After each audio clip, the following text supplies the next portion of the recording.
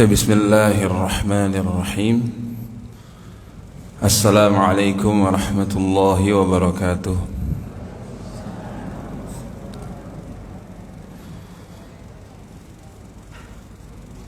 Alhamdulillahi rabbil alamin. Wal aqibatu lil muttaqin. Wala udwana illa 'alal zalimin. Ashhadu an la ilaha illallah wahdahu la syarika lah wa ashhadu anna Muhammadan abduhu wa rasuluhu la nabiyya ba'dah. Allahumma salli ala Muhammadin wa ala ali Muhammad kama sallaita ala ali Ibrahim innaka Hamidum Majid. Allahumma barik ala Muhammadin wa ala ali Muhammad kama barakta ala ali Ibrahim innaka Hamidum Majid.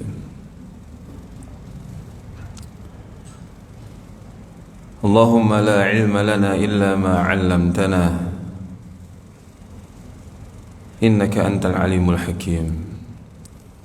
Fa'allimna ma yanfa'una wanfa'na bima 'allamtana wazidna ilma ya Fattah ya Karim. Alhamdulillah, kita bersyukur kepada Allah Subhanahu wa taala atas nikmat-nikmatnya yang sampai detik ini kita rasakan. Bapak Ibu sekalian, teman-teman, adik-adik, a'azzani Allah wa iyyakum. Dan semua kenikmatan itu, apapun bentuknya, itu adalah dari Allah Subhanahu wa taala. Ya. Wa ma bikum min ni'matin faminallah. Apapun nikmat tersebut ya yang kalian rasakan, maka nikmat tersebut dari Allah Subhanahu wa taala.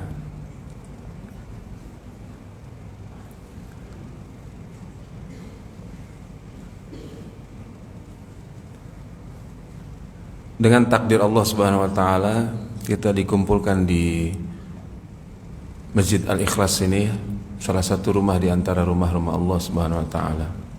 Ini juga merupakan nikmat yang besar, Bapak-bapak, Ibu-ibu sekalian, yang harus kita syukuri kepada Allah Subhanahu wa taala.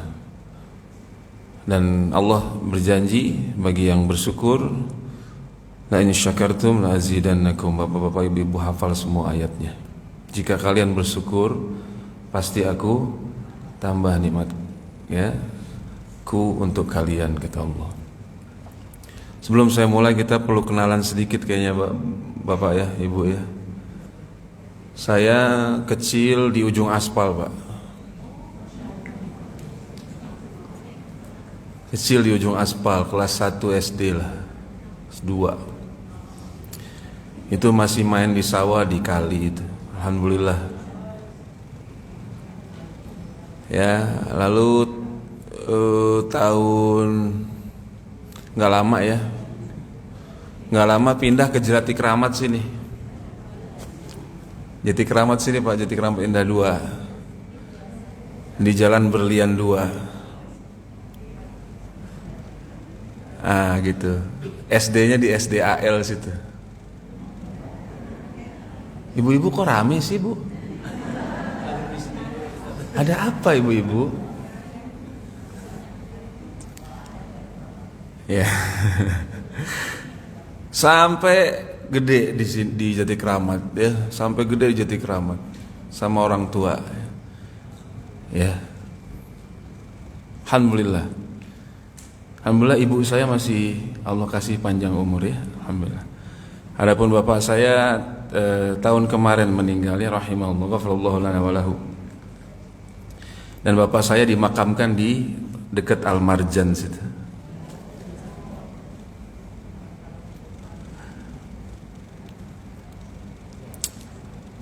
Nah,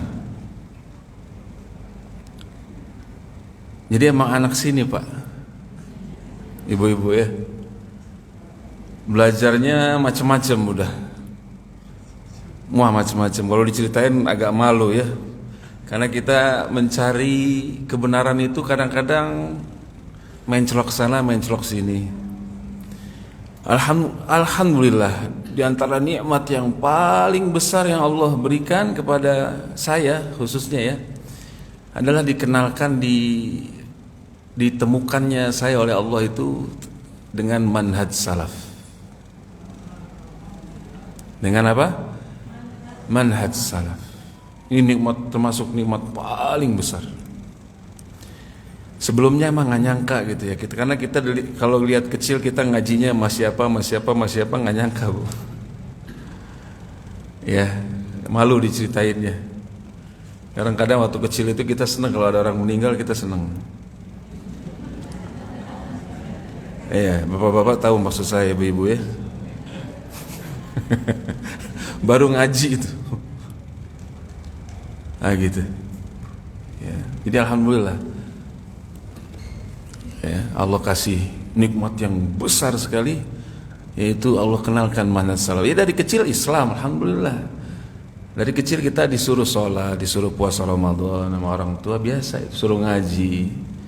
Ya, kalau dulu ngajinya itu pakai kitab tipis itu ya. Alif di depan alif di atas A, alif di depan U, alif di bawah I, A, I, U begitu. Dan seterusnya. Nah, kemudian saya belajar ya, Allah kasih hidayah, alhamdulillah saya belajar bahasa Arab waktu itu sama seorang ustadz ya. Semoga Allah membalas beliau dengan kebaikan yang banyak. Sampai akhirnya ketemu Al-Ustadz Zamzam ya, mungkin ibu-ibu ada yang kenal. Nah itu salah satu guru awal saya yang mengenalkan manhaj salaf kepada saya tahun 2000-an, kalau tidak salah 2001-2002 ya gitu. Ya, semoga Allah menjaga beliau dan memberi taufik kepada saya dan beliau untuk benar-benar mengikuti manhaj salaf. Allahumma amin. Dan untuk bapak-bapak, ibu-ibu juga demikian. Allahumma amin. Nah itu singkatnya begitu. Ya singkatnya begitu. Guru saya banyak ya. Guru saya alhamdulillah banyak. Cuman mungkin banyak yang nggak ngaku saya itu muridnya. Tapi kalau yang diakui ya Ustadz Zamzam ya, Ustadz Abdurrahman Nur Yaman ya, hafizahullah taala, Ustadz Muhammad Shalihin ya, beliau. Kalau yang di Indonesia ya, yang di Indonesia. Kalau yang di Saudi Syekh Muhammad bin Abdullah As-Sinu ya, yang dari beliau kita dapat sanad sekaligus ya ijazah untuk kitab Ushulus Salasah dan Qawaidul Arba. Ya, beliau seorang hakim di sana di Riyadh ya. Gitu. Nah, adapun ini kita perlu kenal kepada siapa kita mengambil ilmu ya Pak ya, kita perlu tahu ya. Nggak apa-apa Pak ya. Dan mudah-mudahan bukan untuk pamer, bukan. Memang ilmu itu harus tahu siapa gurunya itu Pak. Dari siapa dia yang mengambil ilmu agama. Tidak boleh sembarangan. Itu manhaj salaf begitu. Ya. Nah, untuk kitab-kitab yang lain ya, secara riwayat ya, kita diberikan ijazah dan sanad dari Syekh Abu Abdillah ya, As-Suryanji hafizahullah taala. Untuk kitab tauhid dan kitab-kitab yang lainnya, Sahih Al-Bukhari, Sahih Muslim, Sunan Abu Dawud, Sunan At-Tirmidzi, Sunan An-Nasa'i, Ibnu Majah dan yang lainnya itu dari beliau Syekh Abu Abdillah hafizahullah taala. Semoga Allah menjaga beliau, memanjangkan umur beliau. Allahumma amin ya rabbal alamin. Nah, ya itu sekilas saja. Dan alhamdulillah pada tahun ini umur saya itu kurang lebih 40 Pak. Ya, umurnya 40. Jadi kalau masehinya itu tahun 83 Pak. Sekarang 2023 berapa? 40 ya. Kalau masehinya, kalau hijriahnya mau udah 41. Kan per 30 ditambah 1 ya Pak ya. Kalau hitungan Hijriah per 30 ditambah 1 tahun ya, kurang lebih ya. Jadi udah 41 ya. Nah, dan bahasan kita, tema kita alhamdulillah pas banget ya tentang misteri umur 40 tahun yang mana satu-satunya Allah sebutkan umur itu di Al-Qur'an di surah Al-Ahqaf surah 46 ya adalah umur 40 tahun ya. Nah, jadi umurnya pas ya, kurang lebih lah pas 40 tahun. Pak Abdullah 40 tahun lebih berapa Pak Abdullah? Lebih 20? Lebih 20 ada? Masya Allah. Nah, ya baik. Ya, kita akan membahas salah satu bahasan yang paling agung dalam agama kita, yaitu kalamullah. Apa?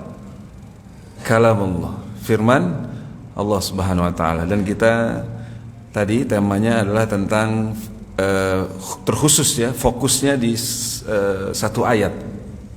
Satu ayat. Ya, di surah Al-Ahqaf ayat 15. Tapi enggak satu ayat itu aja, nanti kita bahas ya. Nah, kita bahas yang lain secara singkat karena ada kaitannya nanti. Jadi sekali lagi kita akan membahas satu bahasan yang sangat agung, yaitu kalamullah ya. Dan ilmu itu dilihat ya, untuk melihat keagungannya adalah tentang apa dia berbicara. Ilmu itu tentang kalamullah, berarti tentang sifat Allah. Berarti ini bahasan yang sangat agung ya. Secara umum tentang Al-Qur'anul Karim ya. Dan bapak-bapak, ibu-ibu insyaallah hafal hadis ini ya, hadis dari sahabat yang mulia Utsman bin Affan ya, di mana Rasulullah sallallahu alaihi wasallam pernah bersabda, khairukum man ta'allama al-Qur'ana wa 'allamahu ya, orang terbaik kalian adalah yang apa? Mempelajari Al-Qur'an dan mengajarkannya ya, gitu. Jadi belajar dari mulai bacanya, bahasanya juga harus kalau bisa, Pak. Kalau Imam Syafi'i bilang belajar bahasa Arab itu wajib, fardu ain. Kalau Imam Asy-Syafi'i ya. Nah, ini tentang kalam Allah yang sangat agung ya, yang maha sempurna. Yang mana sifat Allah ini, kalam ini tidak boleh dipisahkan dari Allah Subhanahu wa taala. Gitu. Ya. Nah, jadi sekali lagi, khairukum man ta'allama al-Qur'an wa 'allamahu. Dan salah satu yang dituntut dalam agama kita terhadap setiap muslim itu adalah dalam hadis, salah satu hadis paling pokok, paling inti dalam Islam ya Pak. Insyaallah hafal juga nih semuanya. Ya. Rasulullah sallallahu alaihi wasallam pernah bersabda, Innad dinan nasihatu, innad dinan nasihatu, innad dinan nasihah. Qalu liman ya Rasulullah? Qala sallallahu alaihi wasallam, lillahi wa li kitabihi wa li rasulihi wa li a'immatil muslimin wa 'ammatihim. Ini lafadznya Imam An-Nasai, lafadz yang paling kuat.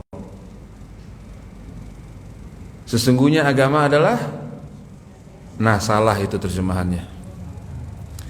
Loh kok gitu Ustadz, saya baru dengar nih. Nah itu makanya ibu-ibu kalau berguru kayak Imam Bukhari, gurunya 1000. Berapa Bu? 1000, tapi ahlus sunnah semua ya, ahli tauhid dan ahlus sunnah, bukan ahlus syirki wa ahlul bidah, bukan ya. Ahlus sunnah semua harusnya. Nah,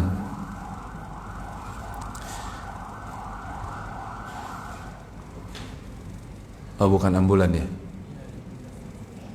Taib. Jadi innad dinan nasihah itu sering diterjemahkan sesungguhnya agama adalah nasihat. Coba terusin. Nasihat, para sahabat bertanya, nasihat untuk siapa ya Rasulullah? Terusin. Ibu-ibu terusin.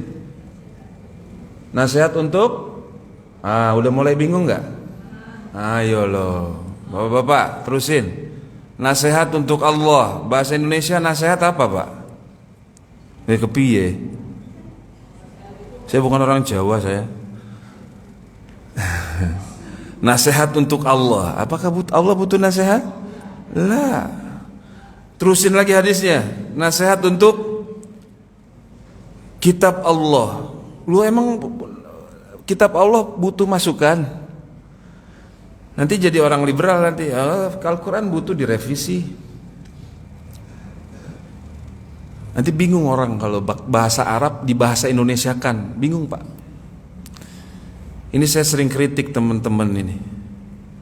Jangan pakai bahasa itu ketika menerjemahkan gitu ya. Jadi kami dengan guru kami ya, Al-Ustadz Al-Fadil Abdurrahman Nur Yaman itu, saya ngotot-ngototan itu masalah ini. Jadi intinya ketemu kita baca syarahnya, yuk kita baca syarahnya ulama. Coba ketemu di insya Allah salah satu syarah yang terbaik untuk kitab Al-Arba'in An-Nawawiyah itu disarah oleh Syekh Al-Allamah Saleh Al-Fauzan. Bapak ibu-ibu kenal? Saya Saleh Fauzan? Iya tahu namanya. Ya, ini salah satu kibar ulama di Saudi ya, di negara yang ada 2 kota suci. Beliau gurunya para ulama, Syekh Saleh Fauzan, salah satu anggota Hay'ah Kibaril Ulama. Ya, muridnya Syekh bin Baz dan yang lainnya. Gitu. Nah, ada syarah beliau, lihat. An-nasihah itu maknanya secara bahasa ya, al-khalis, bersih, murni, minal gish, dari penipuan. Itu secara bahasa. An-nasihah itu maknanya apa? Khalis, bersih, murni. Kita cari-cari sampai mikir keras kita, apa ya yang paling dekat dengan bahasa Indonesia an-nasihat. Alhamdulillah guru kita Ustadz Abdurrahman Nur Yaman kasih bahasa yang bagus sekali. Innad dinan nasihah, sesungguhnya agama adalah ketulusan. Ketulusan, orang yang tulus itu bersih, hatinya bersih. Ketulusan untuk siapa ya Rasulullah? Ketulusan untuk Allah. Apa maksudnya? Baru dibaca tuh di syarahnya. Di antara syarah yang sangat bagus juga oleh Imam Ibnu Utsaimin. An-nasihah lillah, ketulusan untuk Allah adalah engkau mempersaksikan keesaan Allah dalam rububiyahnya, uluhiyahnya, dan al-asma was sifat, nama-nama dan sifat-sifat Allah. Gitu. Ya, itu namanya bersikap tulus kepada Allah. Kemudian kata Syekh Fauzan, setelah engkau benar-benar bertauhid, engkau mengajarkan manusia tentang tauhid. Itulah bersikap tulus kepada Allah. Ini salah satu hadis yang paling inti dalam agama apa ya? Makanya ada di Al-Arba'in An-Nawawiyah, 42 hadis paling pokok, paling inti dalam agama. Coba lihat. An innad dinan nasihah, agama itu ketulusan, ketulusan kepada Allah. Ya, dia mentauhidkan Allah dan mengajak orang kepada tauhid. Saya tanya bapak-bapak, ibu-ibu, siapa orang yang paling tulus kepada Allah dalam hal ini? Para nabi dan rasul. Mereka semua para nabi dan rasul, apa ajarannya? At-tauhid. Agar semua manusia mengesahkan Allah, baik dalam rububiyahnya, uluhiyah, dan nama-nama dan sifat-sifatnya. Jadi orang yang tidak mengikuti rasul-rasul, jadi dia bukan orang yang tulus, bahkan sebaliknya adalah gish, penipu, pengkhianat, penipu. Jadi kalau ada ustadz yang tidak pernah menjelaskan tauhid secara rinci, syirik secara rinci, berarti dia tidak bersikap tulus kepada Allah, dia tidak menjalankan hadis yang kita sedang bahas secara sekilas ini. Innad dina an-nasihatu. Innad dina an-nasihatu. Ustadz-ustadz yang nggak pernah tuh, ada ustadz-ustadz terkenal banyak ya di madrasah YouTubiah, Instagramia dan Facebookiah. Banyak ustadz-ustadz yang terkenal bukan main ya. Nggak pernah dia bahas kesyirikan secara terperinci. Tidak pernah dia bahas kuburan-kuburan keramat itu hukumnya apa. Kenapa? Banyak. Alasannya kadang banyak. Ada yang karena takut ya ditinggalin jamaahnya. Ada yang takut ya travel haji umrohnya sepi. Jadi sudah tidak lagi mencari ridho Allah. Tidak lagi bersikap tulus kepada Allah. Itu makna innad dinan nasihatu. Sesungguhnya agama itu adalah ketulusan, Ibu. Ketulus, jangan pakai nasihat lagi. Ya, ketulusan. Ketulusan untuk Allah yang pertama, yaitu mentauhidkan Allah dan dia mendakwahkan tauhid itu. Jadi kalau kita baca tuh syarahnya Syekh Shalih Fauzan, Masya Allah, luar biasa itu, mendalam sekali. Begitulah orang berilmu, ulama. Ya. Kemudian ketulusan untuk siapa ya Rasulullah? Li kitabihi, untuk kitab Allah. Membelanya, mengimaninya, kata Syekh Utsaimin, bersikap tulus kepada Al-Quran, engkau membelanya.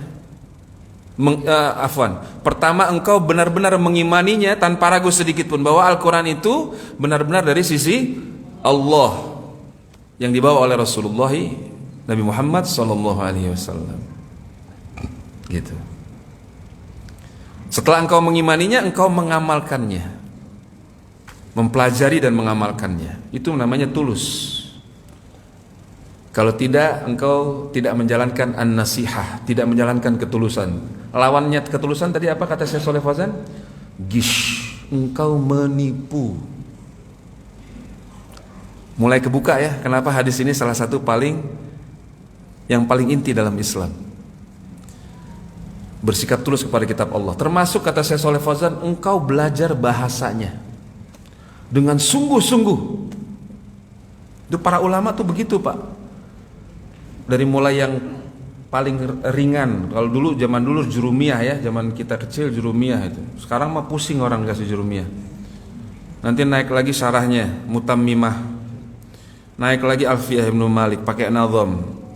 Qala Muhammadun huwa ibnu Maliki Ahmadu Rabbillah khaira maliki Musalliyan ala nabiyil Mustafa wa alihil mustakmilina syarafa. Itu ilmu nahwu kan?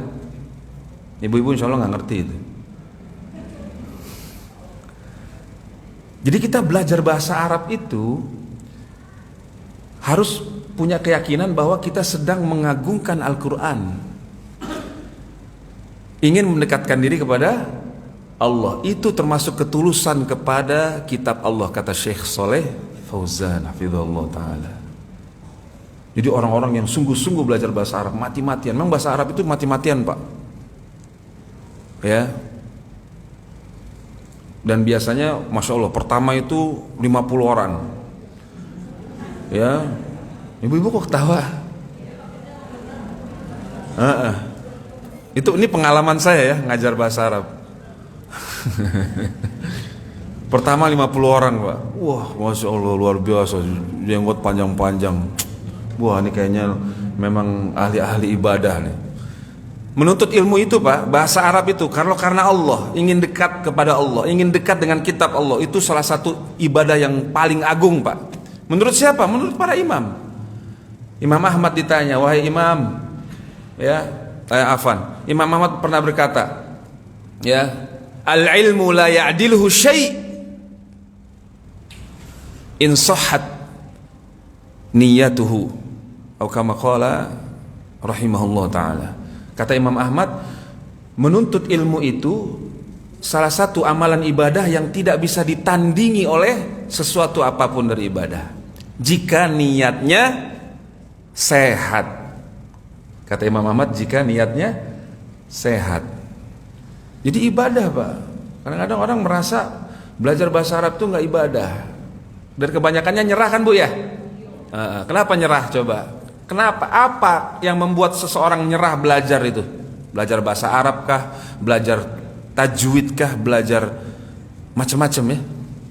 Apa yang membuat orang menyerah? Di antara jawaban yang paling bagus adalah karena dia menyerahkan urusannya kepada dirinya sendiri, Pak. Bapak-bapak, ibu-ibu selalu baca zikirnya ya. Ya Hayyu ya Qayyum. Tawassul.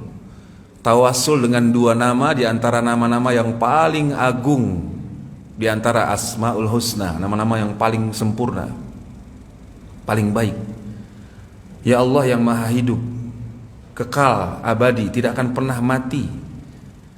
Nggak ada sakit, nggak ada mati, nggak ada. Nggak pernah ngantuk, nggak pernah tidur. Al-Hayy, hidupnya sempurna. Kalau kita kan hidupnya pasti mati, Pak. Bahkan tiap hari kita mati. Ya ibu-ibu ya. Ibu-ibu kalau baca doa bangun tidur apa? Alhamdulillahilladzi ahyana ba'dama amatana. Ya Allah, segala puji bagi Allah yang telah menghidupkan kami setelah amatana, mematikan kami. Jadi tidur itu mati. Dan kadang-kadang di majelis ilmu tidur mati juga bapak-bapak ibu-ibu. Sengaja di majelis ilmu nyender cari posisi yang paling enak untuk mati lagi. Tapi biasanya mati di majelis ilmu dia nggak baca Bismika Allahumma amutu nggak baca. Ya gitu. Naam. Taib. Ya Hayyu ya Qayyum. Apa artinya Qayyum, Pak? Ini zikir pendek, Pak. Tapi kalau dipahami, dijalani, diamalkan, antum sukses. Ibu-ibu sukses. Saya jamin. Coba terusin. Ya Hayyu, Ya Hayyu sudah kita jelaskan. Ya Qayyum. Apa makna Qayyum? Biasanya kalau di terjemahan Al-Quran apa? Yang maha berdiri sendiri. Di antara maknanya yang harus kita ketahui, Allah itu Qayyum artinya terus menerus mengurus seluruh makhluknya tanpa capek, tanpa kebingungan, tanpa kekurangan. Wallahul Ghani Al-Hamid. Allah itu maha kaya, Pak. Nggak habis-habis kekayaannya. Ya.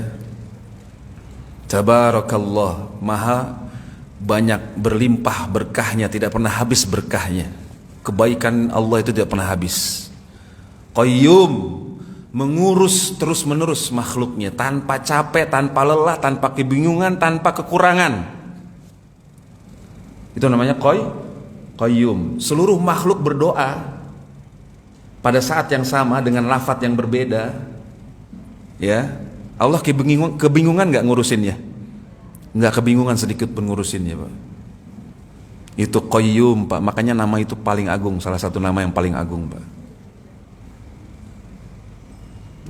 Lihat zikir pagi kebanyakannya tauhid. Ya Hayyu ya Qayyum. Tawassul dengan nama Allah. Habis tawassul dengan nama Allah, tawassul lagi bi rahmatika. Dengan kasih sayangmu ya Allah, dengan sifat Allah. Tawassul nih namanya. Jadi di awal doa tadi tawassul dengan dua nama yang sangat agung.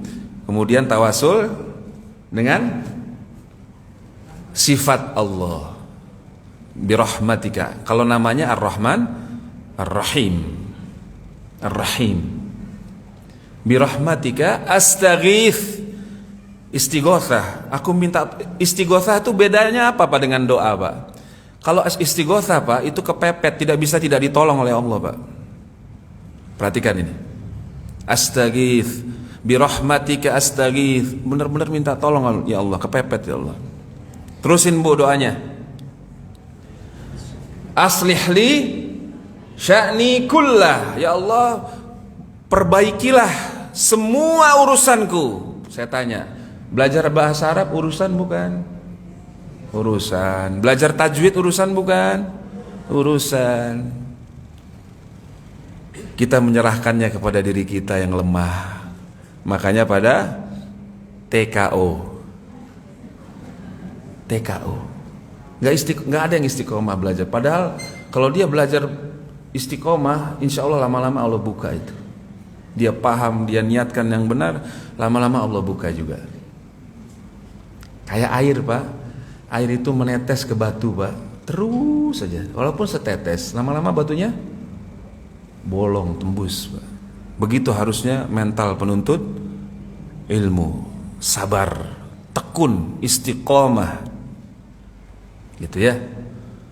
Bi rahmatika astaghits aslih li sya'ni kullahu wa la takilni ila nafsi tarfat ain. Jangan engkau serahkan urusan-urusanku itu ya Allah sekejap mataku, sekejap mata pun kepada diriku. Kita nyerahin kepada diri kita. Makanya saya nggak sanggup.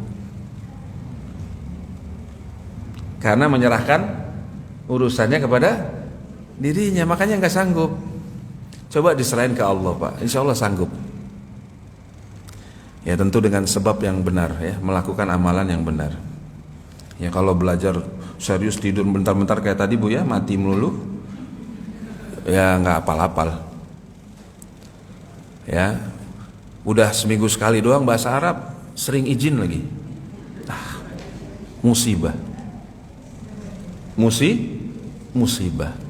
Nah, jadi bersikap tulus kepada kitab Allah. Kalau kita mau terusin hadisnya, bersikap tulus kepada siapa lagi? Setelah kitab Allah, Rasulnya, wali rasulihi. Orang yang tulus kepada Nabi, apa yang dibela? Ibu-ibu, bapak-bapak, apa yang dibela? Sunnah Rasulullah. Semakin kebuka ya, kenapa hadis ini salah satu paling inti dalam Islam.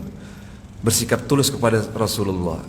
Jadi yang dibela itu ajarannya, sunnahnya. Dan dia tidak bisa tidak wajib memerangi yang menjadi lawan dari sunnah itu.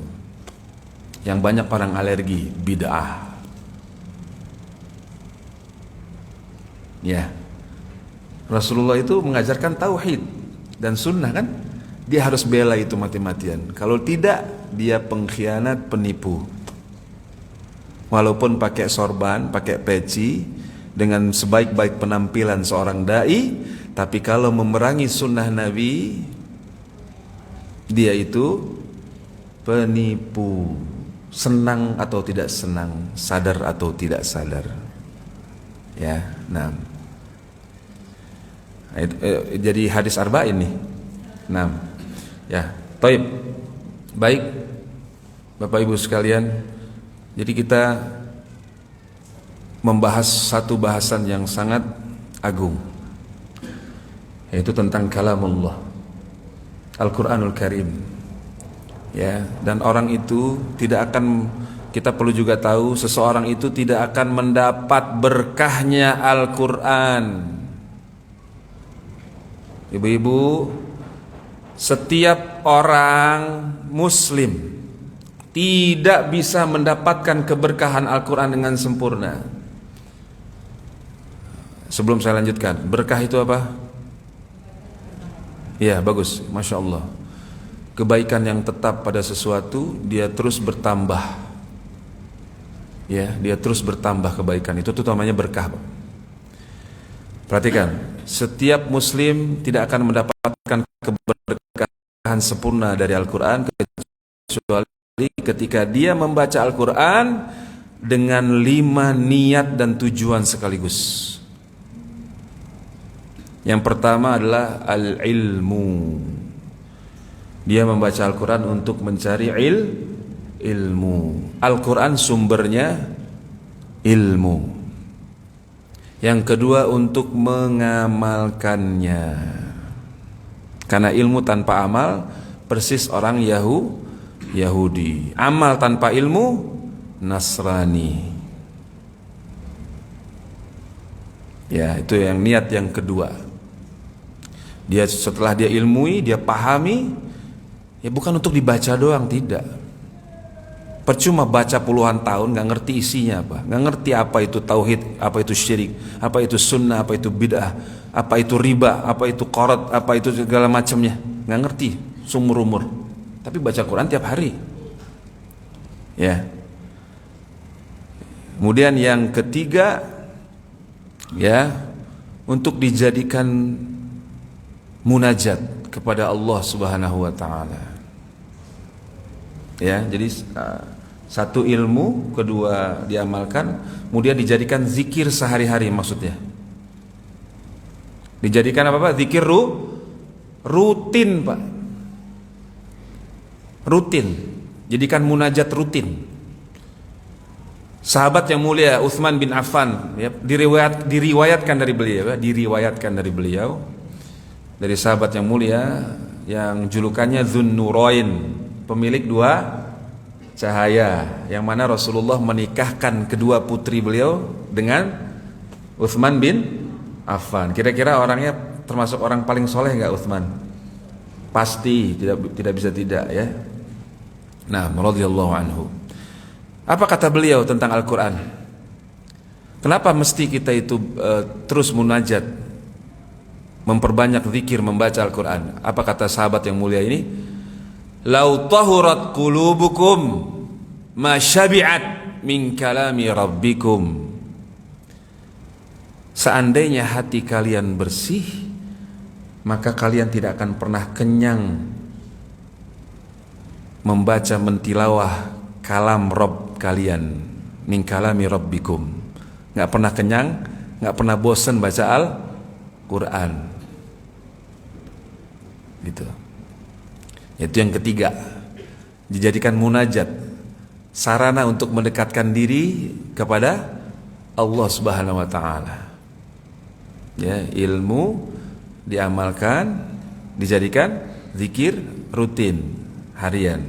Yang ketiga, ya, saya agak lupa yang keempat.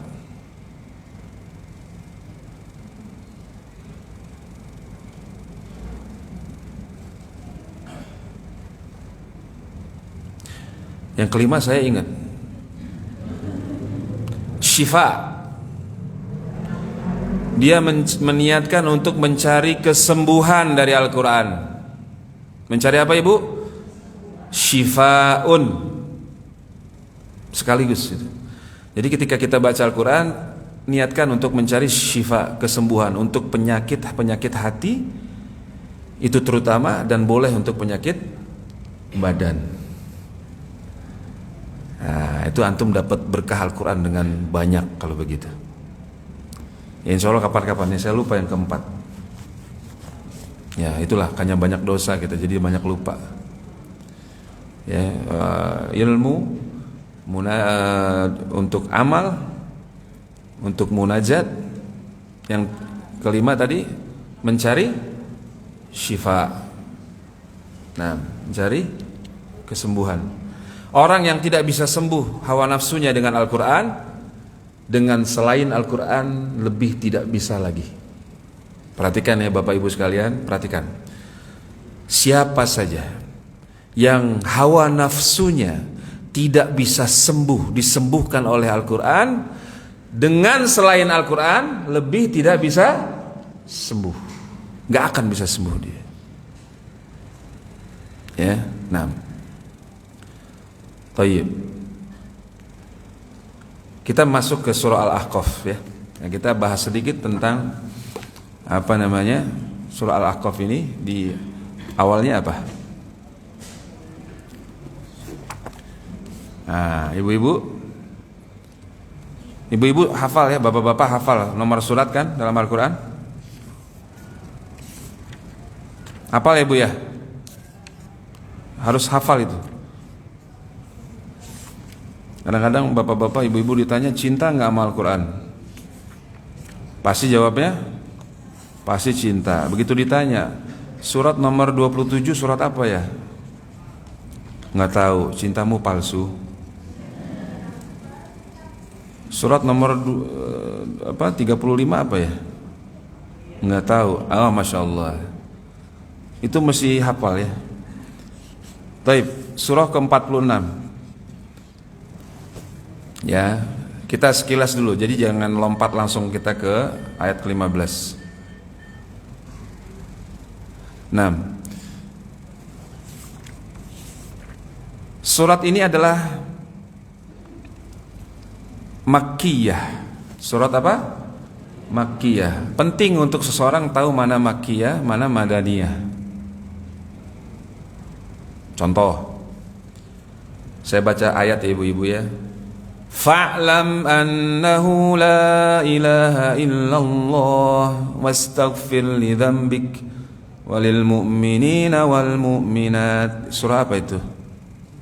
Surah Muhammad. Surah ke nomor berapa itu? Sampai 7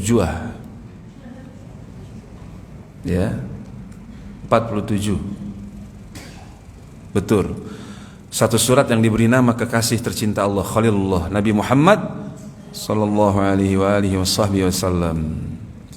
Saya tanya, ayat tadi turunnya fase Madaniyah atau Makkiyah, Pak? Fa'lam annahu la ilaha illallah. Ibu-ibu, Madaniyah. Ajib ya. Sudah 13 tahun mati-matian mengajarkan tauhid, memerangi syirik. Mau dibunuh 13 tahun, mau dibunuh, diboikot 3 tahun. Dikejar-kejar sama musyrik Quraisy. Ya, disakiti, ditimpuki oleh kaumnya Rasulullah itu 13 tahun, Bu. Memerangi syirik, mengajarkan tauhid. Ketika fase Madinah, ayat Madaniyah, di antara ayat Madaniyah yang turun, fa'lam annahu la ilaha illallah. Hendaklah engkau berilmu wahai Rasul, annahu la ilaha illallah. Rasulullah saja diingatkan tentang tauhid. Terus bapak-bapak, ibu-ibu kalau diajak ngaji kitab tauhid, kajian apa kitab tauhid? Ah, udah benah. Udah tamat saya. Gitu. Coba tanya. Emang maknanya ini apa? Definisi ini apa? Nggak ngerti. Ditanya ini tentang tauhid, tentang akidah, nggak ngerti. Karena meremehkan ilmu. Para ulama itu belajar satu kitab, Pak, ada yang 70 kali, Pak.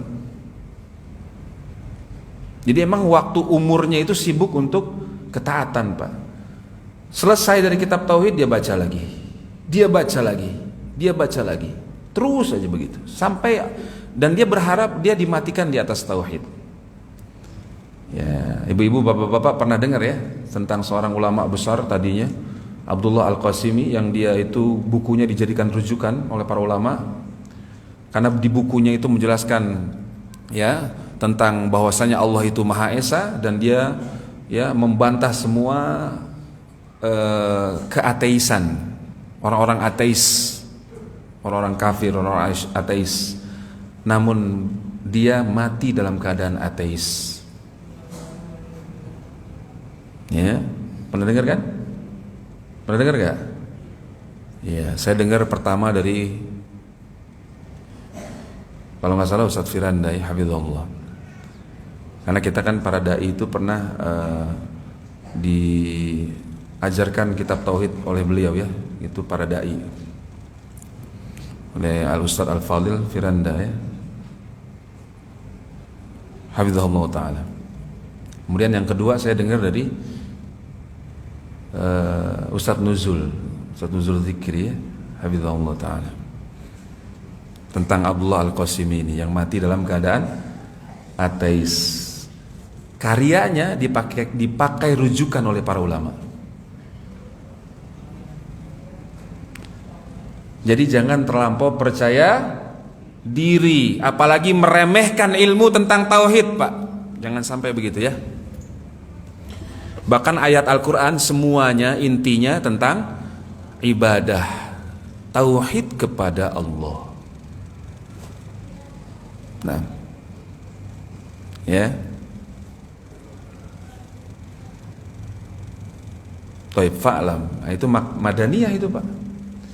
Jadi Rasulullah aja diingatkan tentang la ilaha illallah. Lalu ada orang sekarang bilang, kalau dia bertanya, itu di masjid ada kajian apa?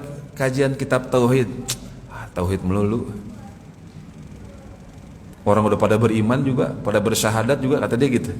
Ya subhanallah. Perlu dia ketahui, ya. Perlu si orang yang jahil ini mengetahui tidak satupun maksiat yang dilakukan karena iman atau tauhidnya tipis, Pak. Orang yang dia bermaksiat bersama handphonenya, di zaman kita kan Masya Allah ya, musibahnya ada di tangannya. Dia mau maksiat mata, puas-puasin maksiat mata dia dengan handphonenya, nggak perlu keluar rumah lagi, dan bisa diakses itu macam-macam ya. Itu maksiat bukan, Pak? Tidak satupun maksiat kecuali karena imannya tipis. Iman itu dengan tauhid sama nggak, Pak? Sama, Pak. Makanya ada bahasan nawaqidut tauhid, nawaqidul iman, nawaqidul Islam, sama. Podo itu. Bahasanya aja beda. Pembatal-pembatal tauhid, pembatal-pembatal keimanan, pembatal-pembatal keislaman sama, itu beda bahasa, tapi sama maksudnya. Nawaqidut tauhid. Ya, madaniyah. Jadi itu penting kita mengetahui mana makkiyah, mana madaniyah, agar kita ya jangan sampai, diantaranya adalah jangan sampai meremehkan ya suatu ilmu. Lihat Rasulullah diingatkan tentang tauhid setelah 13 tahun mengajarkan tauhid, memerangi syirik. Antum diajak ngaji kitab tauhid, ngomongnya apa? Ana udah tamat. Padahal masih sering maksiat misalnya. Percuma aja. Berarti tauhidnya belum beres. Ya. Nah, ya, itu ayat ini makkiyah ya, makana nuzulnya. Ustaz, kitab apa ya? Afwan, saya lupa. Aunur Rahman fi Tafsiril Quran. Ya, wa bayani ma fihi minal hidayat wal fawaid wal ahkam. Ini disusun oleh 25 jilid ya. Ini disusun oleh Syekh Profesor Dr. Sulaiman bin Ibrahim bin Abdullah Al-Lahim. Ini beliau susun, Pak, 30 tahun baru kelar. Kitab tafsir ini 30 tahun beliau nulisnya. 30 tahun. Ya, maka Allah karuniai 30 tahun gitu, gimana Pak ya? 30 tahun kira-kira tiap hari gak? 25 jilid, Pak. Ya. Kira-kira butuh keistiqomahan yang luar biasa gak? Masya Allah, itulah para ulama, Pak. Itulah para ulama. Ya, nah, 30 tahun baru selesai. Kita tinggal enaknya aja dah. Masya Allah. Ya, hafizahullah ta'ala wa atala umurahu fi ta'atihi. Semoga Allah menjaga beliau dan memanjangkan umur beliau. Allahumma amin. Baik. Nah, di awal ayat Allah terangkan, Allah berfirman ya tentang yang ayat pertama Hamim, huruf muqatta'ah. Kemudian ayat kedua tanzilul kitabi minallahil azizil hakim. Tanzil. Ya. Apa artinya tanzil, Bu? Diturunkannya sebuah kitab dari Allah. Minallah, tanzilul kitabi minallah. Kalau diturunkan berarti Allahnya di mana, Pak? Di atas, Pak. Di atas ya. Allah itu di atas arsy, beristiwa, bukan bersemayam ya. Tolong. Terjemahan bersemayam itu salah, Pak. Ulama salaf tidak ada yang mengatakan bersemayam, tidak ada. Istiwa itu ala wartafa'a wa sa'uda wastaqarra, tinggi, berada tinggi di atas arsy. Kalau bersemayam itu silakan buka KBBI. Kalau bukan duduk ya seseorang menyemayamkan mayat di dalam rumahnya. Kepiye itu? Ya, ini juga kita sering kritik nih. Gitu ya. Loh, ustadz kok gak beda sama ustadz-ustadz yang terkenal ya? Emang harus sama? Emang kebenaran pasti ada di ustadz terkenal? Hello? Enggak dong. Ya, beristiwa, berada tinggi di atas arsy. Ini saja sudah ditolak oleh Mu'tazilah, Jahmiyah, ya, dan orang yang mengikuti mereka. Mereka nggak percaya di atas arsy. Arsy itu kan atapnya langit ketujuh. Makhluk terbesar teragung itu arsy, atapnya langit ketujuh. Saya tanya bapak-bapak, ibu-ibu, ini ujian nih, berarti akidahnya lulus.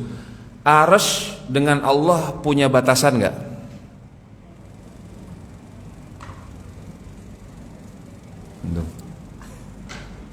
Hah? Oke deh, lebih mudah lagi. Ibu-ibu, bapak-bapak, arsy makhluk bukan? Makhluk punya batasan? Punya. Makhluk punya batasan enggak? Punya. Yang mengetahui batasannya arsy siapa? Allah doang. Antara Allah dengan seluruh makhluknya, dan salah satunya makhluknya adalah arsy. Allah dengan seluruh makhluknya bainun, terpisah. Itu akidah salaf. Imam-imam besar, Abu Hatim Ar-Razi, Abu Zur'ah Ar-Razi, ya, teman-temannya Imam Ahmad bin Hambal. Allah terpisah dengan makhluknya. Itu kayak akidah itu, Pak, nggak boleh nggak tahu itu. Ya, Allah itu terpisah dengan makhluk gitu. Ini kalau kaidah ini saja sudah dipahami, dia nggak bakalan tuh kayak ada ustadz yang terkenal gitu ya. Bagaimana Allah turun ke langit dunia? Berarti Allah kalau misalnya di Bekasi jam 3 malam, nanti di Papua masih jam berapa? Allah dimasukin ke otaknya, Pak. Allah dia batasi dengan waktu. Allah dia batasi dengan tempat. Ya subhanallah. Ada lagi yang bilang Allah turun ke langit dunia, berarti Allah masuk dong ke makhluknya. Hello, itu otak Anda, Mas. Adapun kami, para ulama Ahlussunnah mengatakan Allah turun ke langit dunia seperti firman-Nya, sebagaimana firman-Nya, laisa kamitslihi syai', tidak ada yang serupa dengan sesuatu apapun dengan Allah. Kalau makhluk turun dari atas ke bawah, pindah, masuk dari tempat yang satu ke tempat yang lain, itu makhluk, Mas. Kalau Allah, jangan samain. Allah turun ke langit dunia dan tetap terpisah dengan makhluknya. Paham?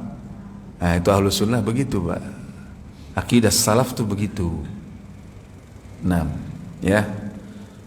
Repot kalau kita akidahnya tidak benar, imannya tadi tidak benar. Taib. Karena waktunya tidak memungkinkan, kita langsung saja ke surah ayat yang kita fokus kepadanya. Intinya di awal ayat Allah berbicara tentang keimanan, ya, terus tentang keimanan, ya, terus tentang keimanan.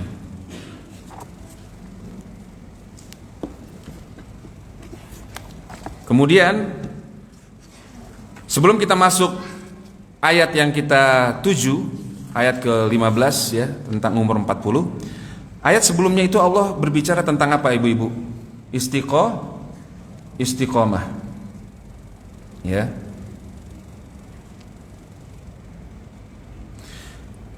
Lihat dari ayat 13 ya.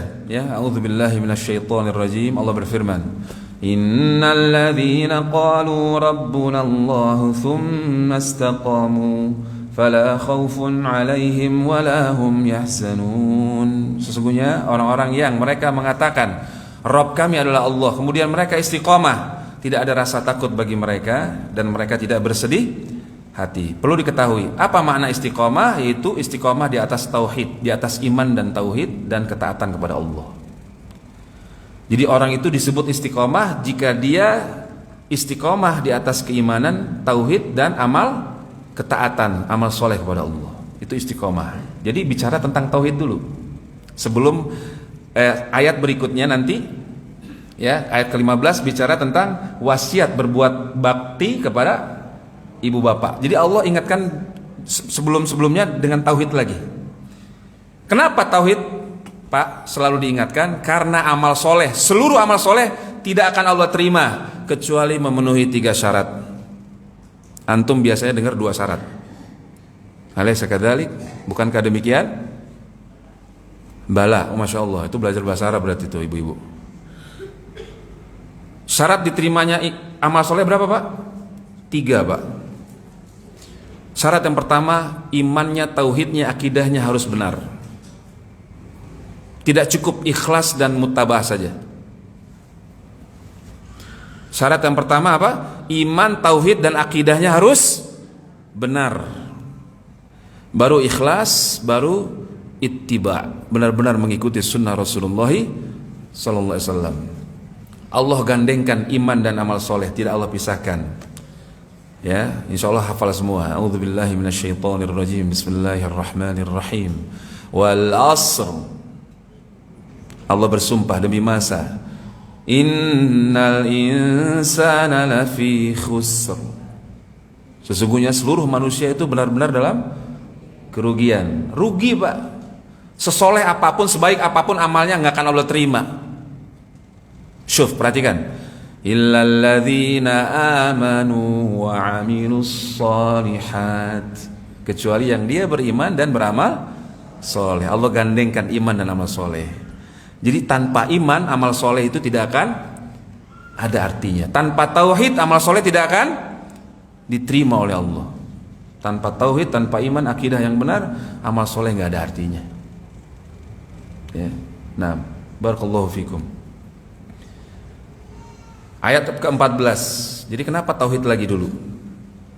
Ulaika ashabul jannati khalidina fiha jazaan bima kanu ya'malun.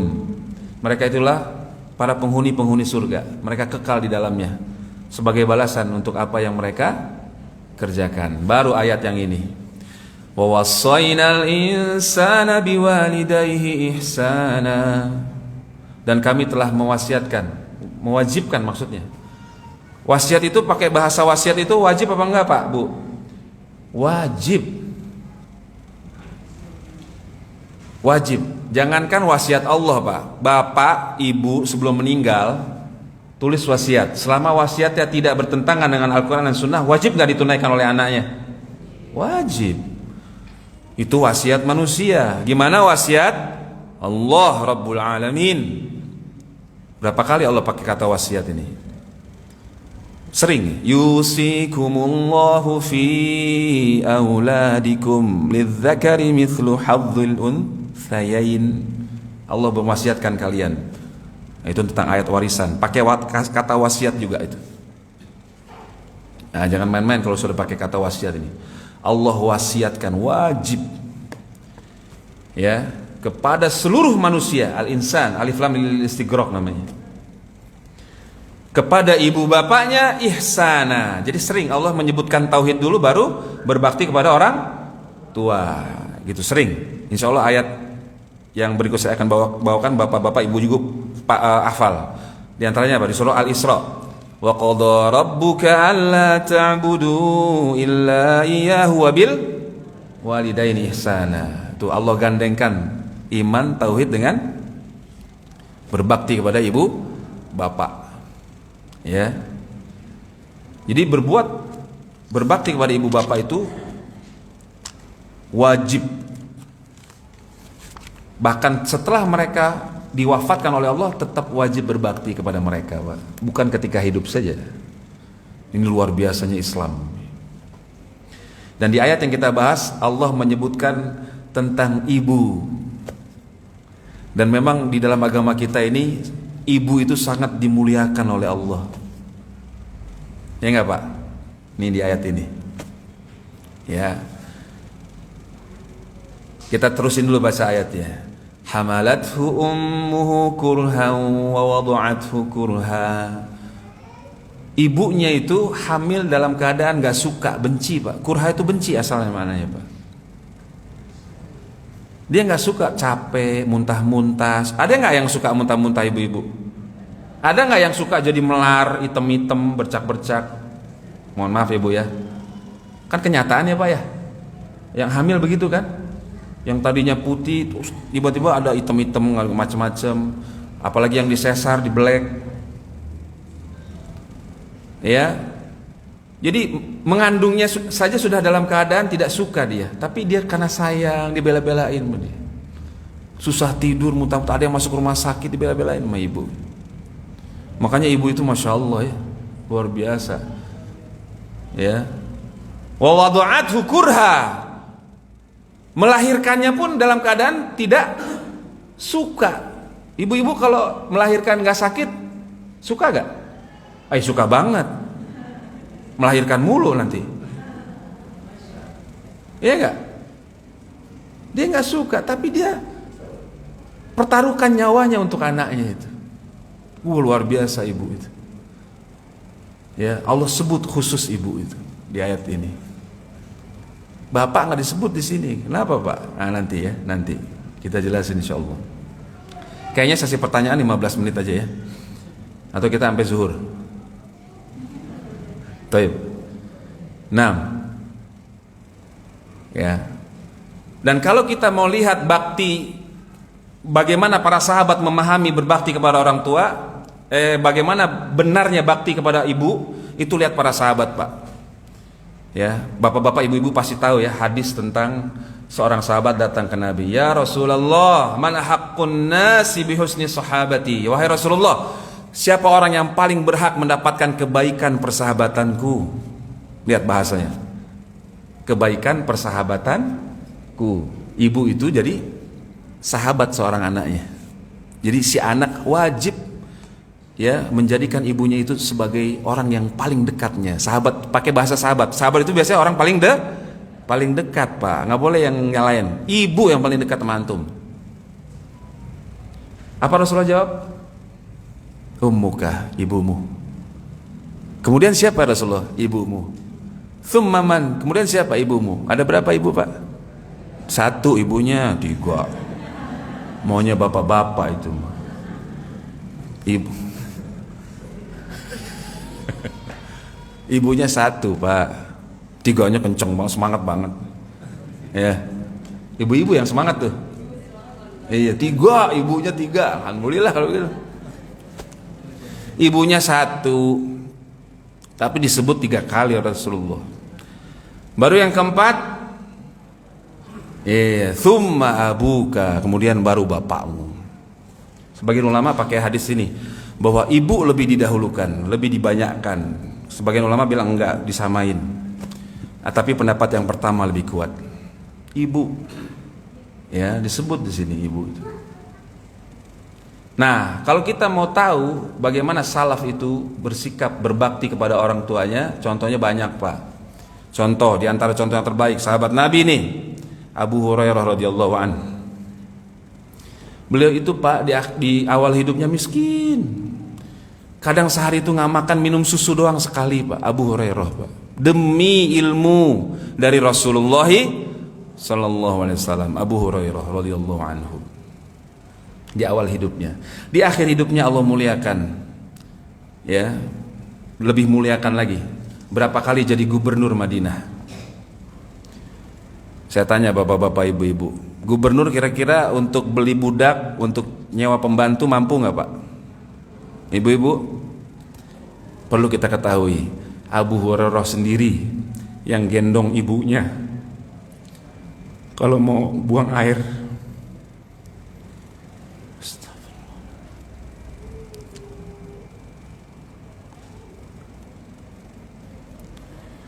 Jadi Abu Hurairah itu kalau ibunya mau maaf ya Pak ya Bu ya, itu dia yang gendong.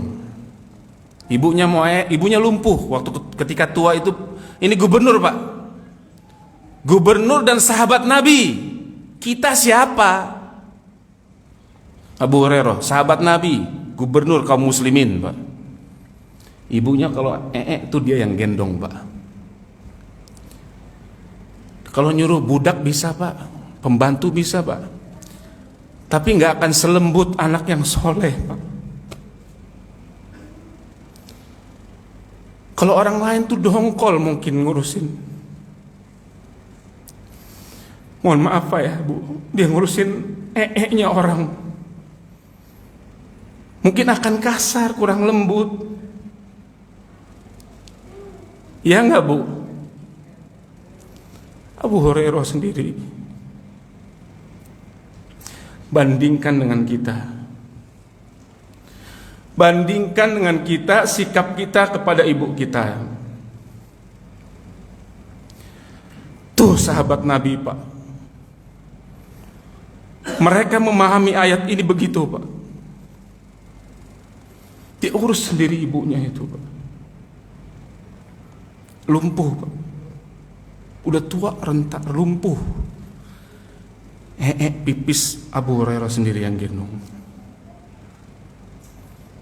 Allah. Memang layak mereka ketemu Rasulullah.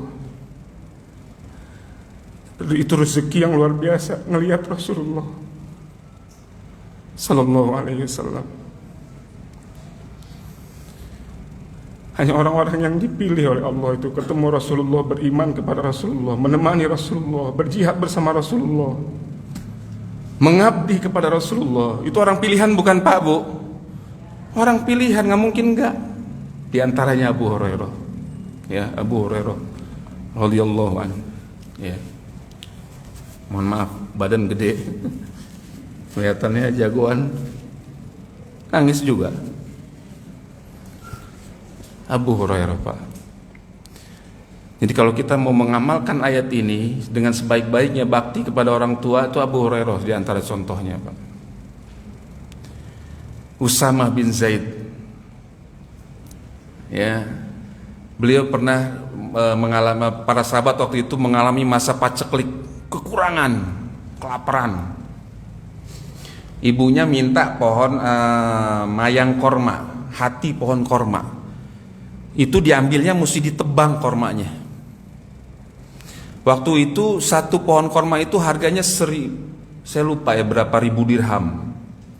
Ibunya minta, ibunya Usamah bin Zaid, langsung aja dia pergi, nggak pakai banyak ngomong, nggak pakai a i u e o, nggak pakai bantah, dia langsung pergi ke salah satu pohon korma, ditebang. Orang-orang nanya, ada apa kok lagi masa paceklik gini kamu nebang pohon segitu berharganya gitu loh. Apa kata beliau? Apapun yang ibu saya minta dan saya bisa memberikannya, pasti saya kasih. Gak bakal gak saya kasih. Nah, bandingkan dengan anak-anak sekarang ya. Na'udzubillah. Kuliah ya, melahirkan ibunya mati-matian. Wa hamluhu wa fisaluhu 30 syahra. Tuh di ayat ini kan 30 bulan hamil plus menyusuinya. Capek ya, bukan main ibunya itu. Dirawat sama ibunya, sekolah tinggi, begitu kerja dapat gaji pertama, yang dia senengin istrinya, kadang temennya. Padahal hadisnya tahu tadi, siapa orang yang paling berhak mendapatkan kebaikan persahabatanku? Ibumu. Ah gitu. Ya, 6. Itu Usamah bin Zaid. Apapun yang ibunya minta dia kasih. Nggak pernah dia bantah, nggak ada. Gitu adab seorang anak harusnya begitu. Apapun ibunya, bapaknya minta duit setiap hari, nggak boleh dia ungkit sedikit pun. Loh kemarin kan udah saya kasih. Itu anak tidak adab, tidak berbakti kepada ibu bapaknya. Ibunya bapaknya misalnya minta duit setiap hari, tidak berhak. Kok kemarin kan udah baru saya kasih Bu, Pak. Nggak, itu orang yang soleh tidak begitu. Wanita yang soleha tidak begitu. Kalau dia punya harta ya, wanita yang soleha. Nggak boleh dia bilang gitu sama sekali. Kalau dia ada, dia wajib kasih. Gitu. Tuh Usamah bin Zaid, apa aja yang ibunya minta dikasih sama dia. Sejauh apapun dilayanin sama dia. Seandainya jauh gitu. Ya. 6. Masih banyak sih ya. Utsman bin Affan. Utsman bin Affan itu tidak pernah berani menatap wajah ibunya kalau lagi berbicara itu. Pernah ditanya kenapa? Utsman bin Affan itu guanteng, Pak. Guanteng, Pak. Bukan ganteng, tapi guanteng. Utsman bin Affan yang Rasulullah nikahkan dengan 2 putri beliau sallallahu alaihi wasallam. Itu nggak pernah berani ngelihat wajah ibunya. Ditanya kenapa wahai Utsman? Utsman itu matanya gantengnya tajam. Orang kalau matanya ganteng matanya tajam ya atau gimana ya? Saya khawatir mata saya menyakiti ibu saya. Syuf, jawabannya. Kok ente nggak kalau ngomong sama ibu selalu nunduk aja, kenapa? Saya khawatir mata saya menyakiti ibu saya. Utsman bin Affan. Nah, bandingin sama orang-orang atau kita lah, nggak usah jauh-jauh, kita aja deh. Begitu juga mereka kepada bapak mereka tuh begitu, Pak. Para sahabat itu luar biasa takzimnya, hormatnya, memuliakannya. Banyak masih. Terakhir masih banyak ya. Saya kasih satu lagi terakhir. Cicit ya Rasulullah sallallahu alaihi wasallam, cicit Rasulullah, anaknya Sayyiduna Husain bin Ali radhiyallahu anhuma. Siapa? Ali bin Husain bin Ali.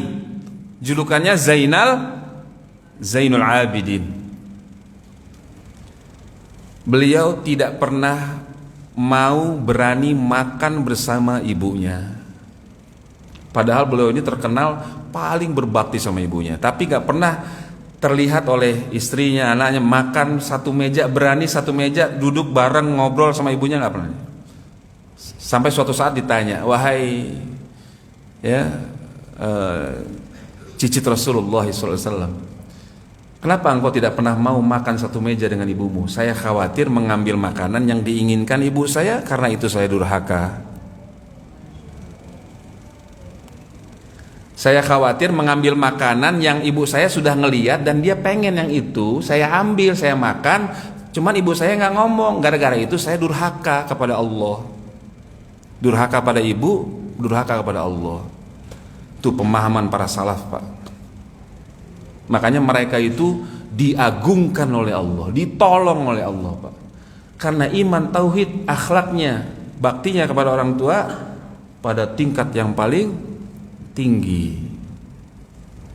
Nah, jadi kalau mau kayak sahabat Nabi, kalau mau ditolong oleh Allah, ya kita mesti meniru Rasulullah SAW dan para sahabat radhiyallahu anhum ajma'in. Nah, gitu ya, itu terakhir ya. Nah, itu kalau bicara bakti. Masih banyak sebenarnya. Satu lagi ya, tanggung ya. Kahmas, seorang saya lupa tabiut tabiin atau tabiin. Kahmas ya. Kahmas ini dia kerjanya tukang kuli kapur, Pak. Kahmas, seorang tabiin atau tabiut tabiin, saya lupa. Itu sehari, kalau di zaman dulu itu keringat belum kering wajib dikasih upah. Sehari itu 2 danik. Ya, kurang lebih itu dia diupah 20 ribuan, Pak. Kalau sekarang 25 ribu, sehari 25 ribu. Setiap dia dapat gaji, setiap sore dia bawain buah-buahan buat ibunya. Jadi kalau antum dapat harta, yang paling diingat siapa? Ibunya. Tuh para salaf begitu. Ya, antum dapat THR. Siapa sebenarnya harusnya?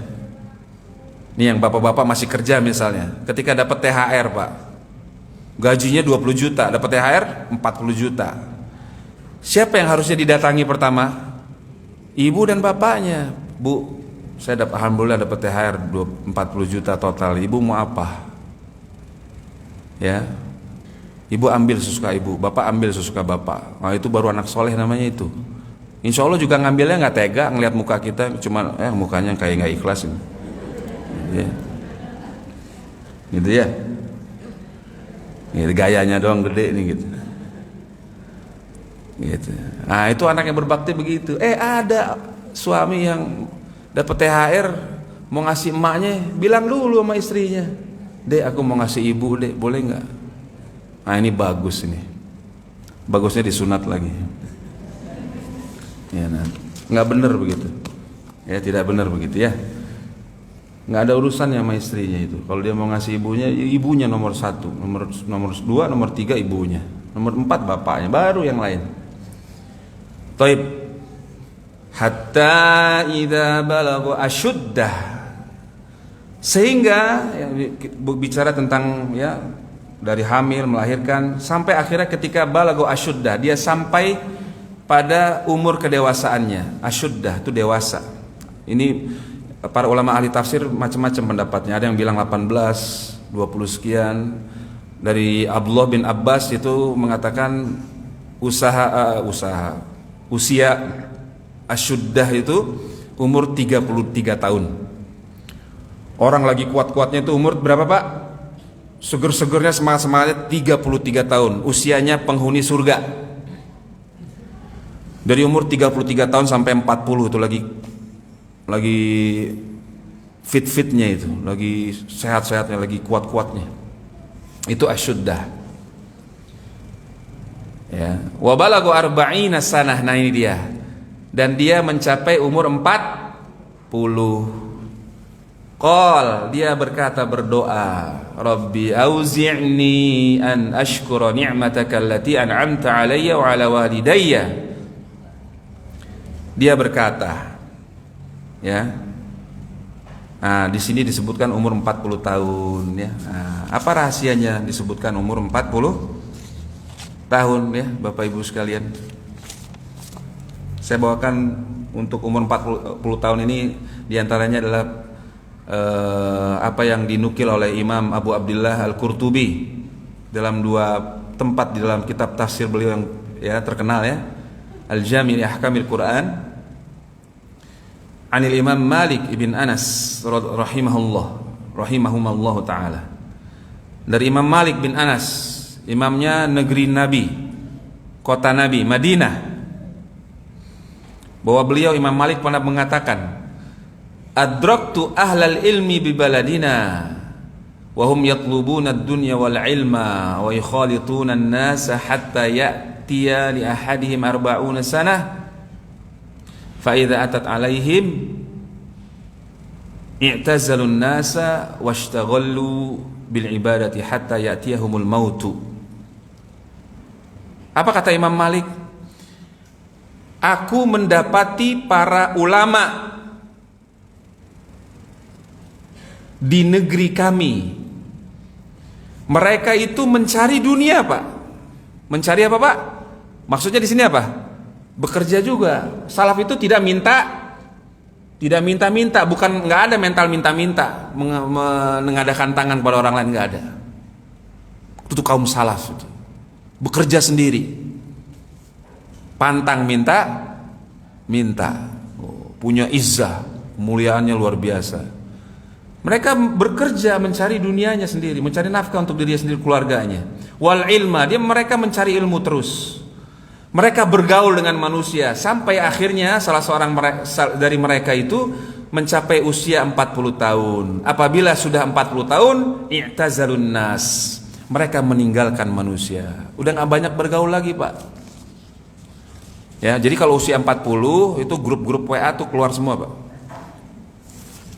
Grup SD lah, TK, SD, SMP, SMA, ada lagi grup komplek, komplek ya, masih di komplek. Apalagi macam-macam lah. Sibuk sama itu. Terus apa kata Imam Malik? Washtaghallu bil ibadah. Kalau sudah 40 tahun mereka menyibukkan diri dengan melakukan ibadah-ibadah. Sampai akhirnya mereka meninggal dunia. Nah, gitu, Pak.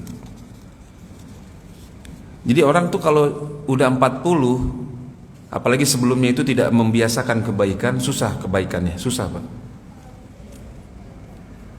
Dari sebelum 40 jarang ke masjid, itu kebanyakannya susah ke masjid. Memang sebuah hadis ya di dalam kitab Faidul Qadir yang dihasankan oleh Imam Al-Albani rahimahullah, al khairu adatun. Kebaikan itu adalah hasil dari pembiasaan. Kebaikan itu adalah hasil dari pembiasaan. Itu maknanya begitu, itu hadis ya, dihasankan oleh Imam Al-Albani rahimahullah. Jadi orang itu dia memaksa dirinya, membiasakan dirinya baca Al-Quran. Pokoknya setiap habis sholat saya baca 4 halaman. Dia paksa dirinya. Nanti begitu nggak dia lakukan, itu uring-uringan dia. Uring-uringan, lapar jiwanya. Apanya lapar, Pak? Hatinya lapar, jiwanya lapar, Pak. Karena nggak makan apa yang biasa dia makan. Al-Quran itu makanan hati, Pak. Nah gitu. Ya. Nah. Jadi tinggalin tuh. Pergi sana, pergi sini sama teman-teman. Kan begitu kadang banyak orang ya. Sibuk banget gitu. Nah, umur 40 tahun ya jangan banyak main lagi.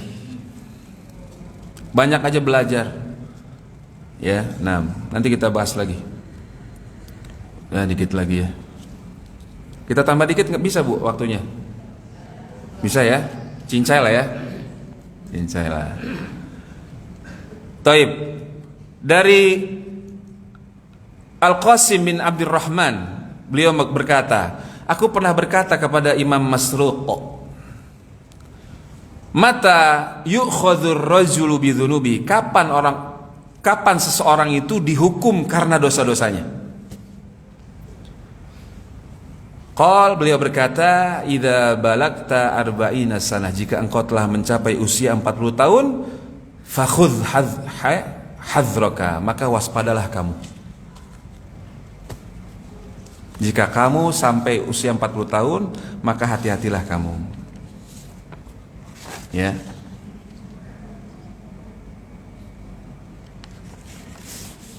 Dia akan melihat itu nanti. Kadang ada seseorang, Pak, ketika dia udah 40 tahun itu ya, makanya di sini disebutkan khusus 40 tahun. Jadi ketika orang sudah 40 tahun dan sebelumnya disebutkan untuk apa? Berbakti kepada ibu bapak. Itu menunjukkan orang biasanya ketika umur 40 tahun itu orang tuanya udah tua apa masih muda, Pak? Nah, sementara orang lagi 40 tahun itu biasanya punya anak, ya, udah berapa gitu ya, punya istri berapa misalnya. Sibuk nggak ngurusin istri dan anak-anak ya, Pak? Sibuk ngurusin kerjaannya. Makanya Allah ingatkan tentang berbakti kepada orang tua. Karena secara umum umur 40 tahun itu lagi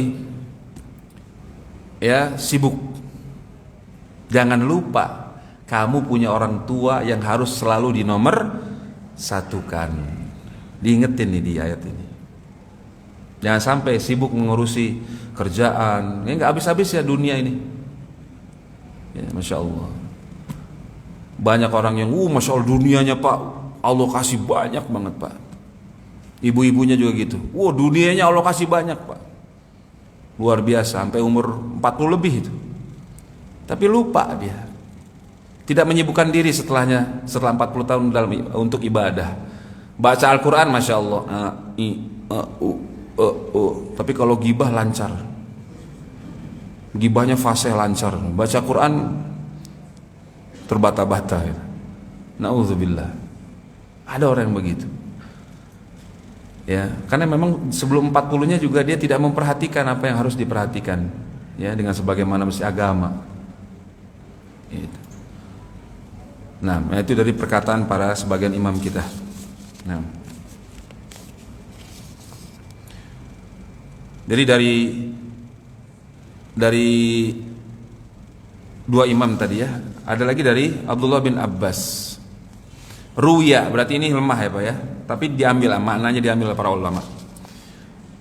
Dan ini perhatikan, ini sering disandarkan hadis Nabi, bukan hadis Rasulullah. Awas, hati-hati, Pak, nggak boleh sembarangan ya, bahaya. Ini yang pun lemah disandarkan kepada Abdullah bin Abbas. Ala kulli hal maknanya diambil oleh para ulama. Man ata alaihi arba'una sanah, siapa saja yang sudah mencapai umur 40 tahun, itu maknanya. Falam yaglib khairuhu syarruhu, ya, kebaikannya belum mendominasi keburukannya, belum mengungguli keburukannya. Ya, jadi kebaikannya itu tidak lebih banyak daripada keburukannya, ya, fal yatajahhaz ilan nar, maka bersiap-siaplah menuju neraka. Waliyadzubillah. Dari sebelum 40 tuh, Pak, diajak ngaji, diajak ke masjid susah, Pak. Biasanya setelah 40 pun susah. Biasanya, kecuali hidayah, taufik dari Allah Subhanahu wa taala ya. Dan Allah itu Al-Hakim. Allah paling tahu siapa yang berhak dia beri hidayahnya. Nah.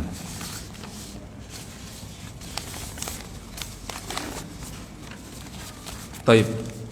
Lihat doanya.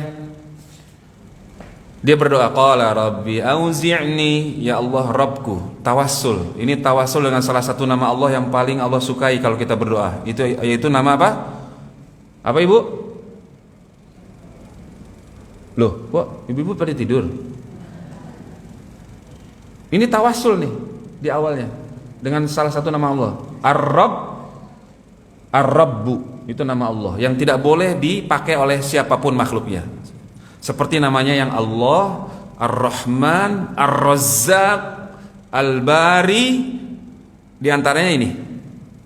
Ar-Rabbu itu tidak boleh dipakai oleh orang lain. Ar-Rabbu tidak boleh dipakai oleh makhluk. Berarti melakukan kesyirikan dalam tauhid asma was sifat. Ya, Ar-Rabbu itu artinya kata Imam Ibnu Utsaimin Al-Khaliqu, Al-Maliku, Al-Mudabbiru. Satu-satunya yang menciptakan sekaligus pemilik dan pengatur. Ya, tidak ada yang bisa memberikan manfaat, menghindarkan dari mudarat kecuali Allah. Nah, itu dikandung oleh makna dalam nama Ar-Rabbu dan sifatnya sekaligus. Nah, makanya kebanyakan Al-Quran ketika Allah mengajarkan para nabi, orang soleh berdoa pakai nama yang ini. Rabbana, yang disuruh nama yang ini. Rabbana, ya Allah Rabb kami. Gitu ya. Nah, ini tawassul gitu. Tawassul dengan asmaul husna. Ya, bukan dengan orang yang sudah meninggal dunia di kubur keramat, itu syirik. Nah, apa yang diminta? Auzi'ni. Auzi'ni maknanya ya kalau di tafsir ini di Al-Mukhtasar, auzi'ni alhimni. Alhimni maknanya ilhamkanlah aku. Ya, bahasa yang lebih dalam lagi, gerakkanlah hatiku. Itu maknanya. Karena memang hati itu pusat seluruh manusia. Insya Allah hadisnya hafal semua. Di dalam tubuh manusia ada segumpal daging. Idza saluhat saluhal jasadu kulluhu wa idza fasadat fasadal jasadu kulluhu ala wahyal qalb. Ya, hati. Jadi ya Allah Rabbku auzi'ni, gerakkanlah hatiku. Karena memang hati itu adalah raja seluruh anggota tubuh. Gara-gara hati Pak, mata kita banyak maksiat. Betul gak? Iya. Gara-gara hati lisan kita banyak maksiat. Sakit hati, benci di hati. Lisannya gibah, hasad, gibah, nanimah, naudzubillah. Ya, ini bukannya mau gibah, itu biasanya mau gibah tuh begitu. Ini saya bukan yang ngejelekin orang nih. Nah, itu mukaddimahnya tuh begitu. Mohon maaf ya Bu ya, ini saya bukan mau ngejelekin orang nih Bu. Nah gitu. Itu dia lagi gibah itu, lagi dosa besar, lagi makan bangkai saudaranya. Nauzubillah. Kadang-kadang bangkai ustadznya dimakan. Ustadznya diomongin udah pulang. Nah gitu ya. Auzi'ni, ya Allah, gerakkanlah hatiku. An ashkura ni'mataka allati, agar aku bersyukur atas nikmat-nikmatmu, mensyukuri nikmat-nikmatmu. Mudhaf kepada ma'rifah itu kaidahnya umum, seluruh nikmat. Ya, syukur. Kita jadi di sini diperintahkan bersyukur. Kenikmatan itu ada kenikmatan agama, ada kenikmatan duniawiyah. Ya. Alhamdulillah bapak-bapak, ibu-ibu, orang lagi ngapain hari libur ya jam 9. Allah kumpulin di rumah Allah. Itu nikmat bukan sebenarnya? Nikmat Bu. Bagi yang tahu itu nikmat Pak. Ya. Yang semoga Allah menghendaki, Allah ingin memberikan kita nikmat yang sebenarnya di akhirat. Allahumma amin. Dan nikmat yang paling nikmat adalah melihat wajah Allah, bukan bidadari Pak. Melihat wajah Allah yang telah memberikan kita segala-gala kenikmatan, kenikmatan istri, kenikmatan memandang dan seterusnya. Nikmat yang paling nikmat di akhirat Pak, melihat wajah Allah. Orang yang paling merana sengsara, dia nggak bisa ngelihat Allah, Pak. Sedih luar biasa. Ya. Kalla innahum 'an rabbihim yauma idzin lamahjubun. Pada hari itu dia terhalang dari melihat Allah, nggak bisa. Dia pengen ngelihat Allah. Orang kafir siapa yang ngasih nikmat, Pak? Allah. Begitu banyak hartanya yang Allah berikan kepada orang-orang kafir musyrik itu. Dia pengen ngelihat Allah kan? Allah nggak mau menampakkan dirinya kepada mereka. Sedih kan, Pak? Itu salah satu siksaan yang paling menyiksa itu. Makanya nikmat yang paling nikmat di akhirat di surga melihat Allah. Ya, semoga Allah memberikan nikmat tersebut kepada kita semua. Allahumma amin ya rabbal alamin. Allati an'amta alayya, yang telah engkau berikan kepadaku, wa ala walidayya, dan kepada kedua orang tuaku. Yakni, jadi di sini kita meminta taufik hidayah kepada Allah agar bersyukur kepada Allah. Ya, lagi-lagi orang yang tidak bertauhid, tidak mengikuti sunnah Rasulullah adalah orang yang tidak bersyukur kepada Allah dengan hakikat syukur yang sebenarnya. Jadi dia minta hidayah taufik agar bersyukur kepada Allah dan untuk terhadap kenikmatan yang telah diberikan kepada ibu bapaknya. Yakni tidak ada satupun nikmat yang diberikan kepada bapak ibu kita melainkan pasti kita juga pasti mendapatkan nikmat tersebut. Ya, alhamdulillah bapak kita itu muslim dan muslimah. Itu nikmat besar bukan? Sangat besar, Bu. Ya, coba renungkan. Kita nggak pernah minta dilahirkan dalam kondisi muslim, bapak ibunya muslim, tapi Allah yang takdirkan. Ya, kita nggak minta, Allah takdirkan dalam keadaan muslim. Semoga kita minta kepada Allah, Allah takdirkan kita mati dalam keadaan muslim mukmin. Allahumma amin. Ya, naam. Ya. Jadi dia minta untuk bersyukur. Kemudian wa an a'mala sholihan, agar aku juga beramal soleh. Dia minta agar diberi taufik beramal soleh. Tardohu, yang kau ridhoi Allah. Amal soleh yang diridhoi tadi dibangun di atas iman, kemudian ikhlas semata-mata karena Allah. Ya, sudah tidak waktunya lagi ya politik pencitraan, ya, sholat karena orang tua, sholat karena mertua, ya macam-macam. Ada orang yang sholat karena pengen dipilih ya zaman sekarang gitu, Pak ya. Padahal sholatnya cuma politik pencitraan aja. Murni ria'an nas, ria, ingin dipuji manusia, ria'an nas. Nggak pernah ke masjid, tiba-tiba ke masjid. Ya alhamdulillah sih kalau benar ikhlas. Tapi kalau ria, na'udzubillah. Amalannya taat, Pak, sholat ke masjid. Tapi kalau ria berubah statusnya dari jadi amalan apa? Amalan syirik. Jadi amalan taat itu bisa jadi syirik, Pak. Awas jangan salah, hati-hati. Ya.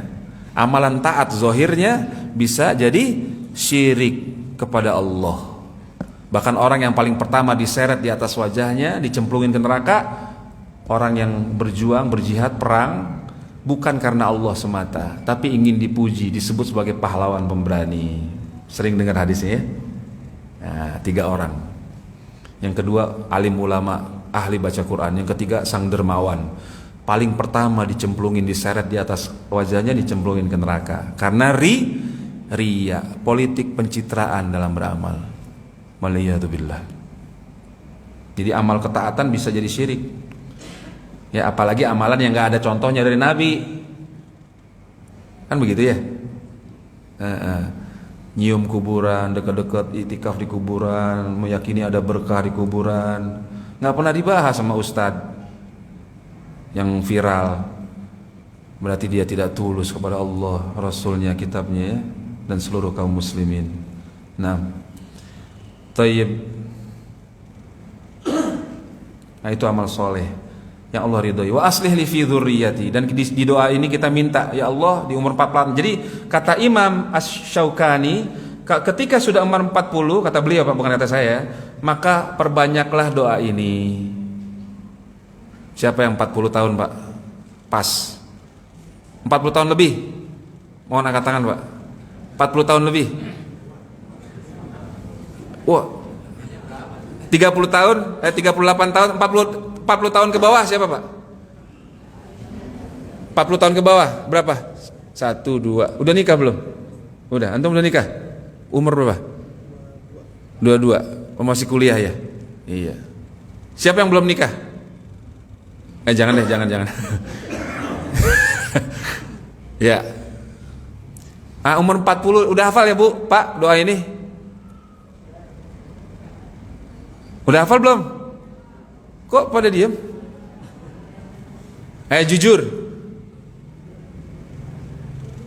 Dibaca Pak, di sujud ya.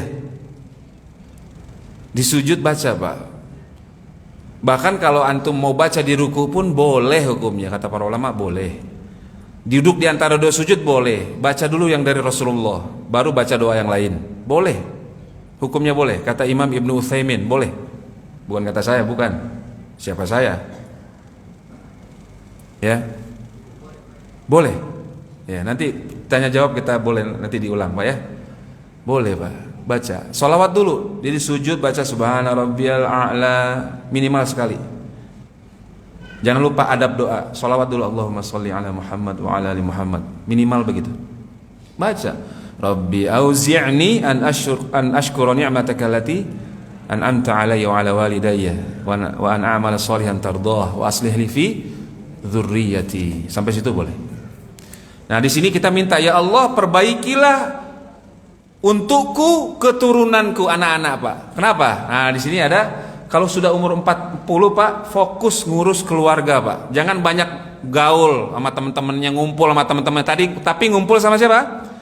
Ngumpul sama anak-anak istrinya Pak. Ajarkan mereka kebaikan-kebaikan, ajarkan mereka tauhid, ajarkan mereka sunnah-sunnah Rasulullah sallallahu alaihi wasallam. Itu udah umur 40 Pak. Jangan banyak bergaul sama temannya Pak. Orang yang paling berhak dengan kita, atas kita itu ibu kita, bapak kita, anak dan istri kita. Ajarin Pak.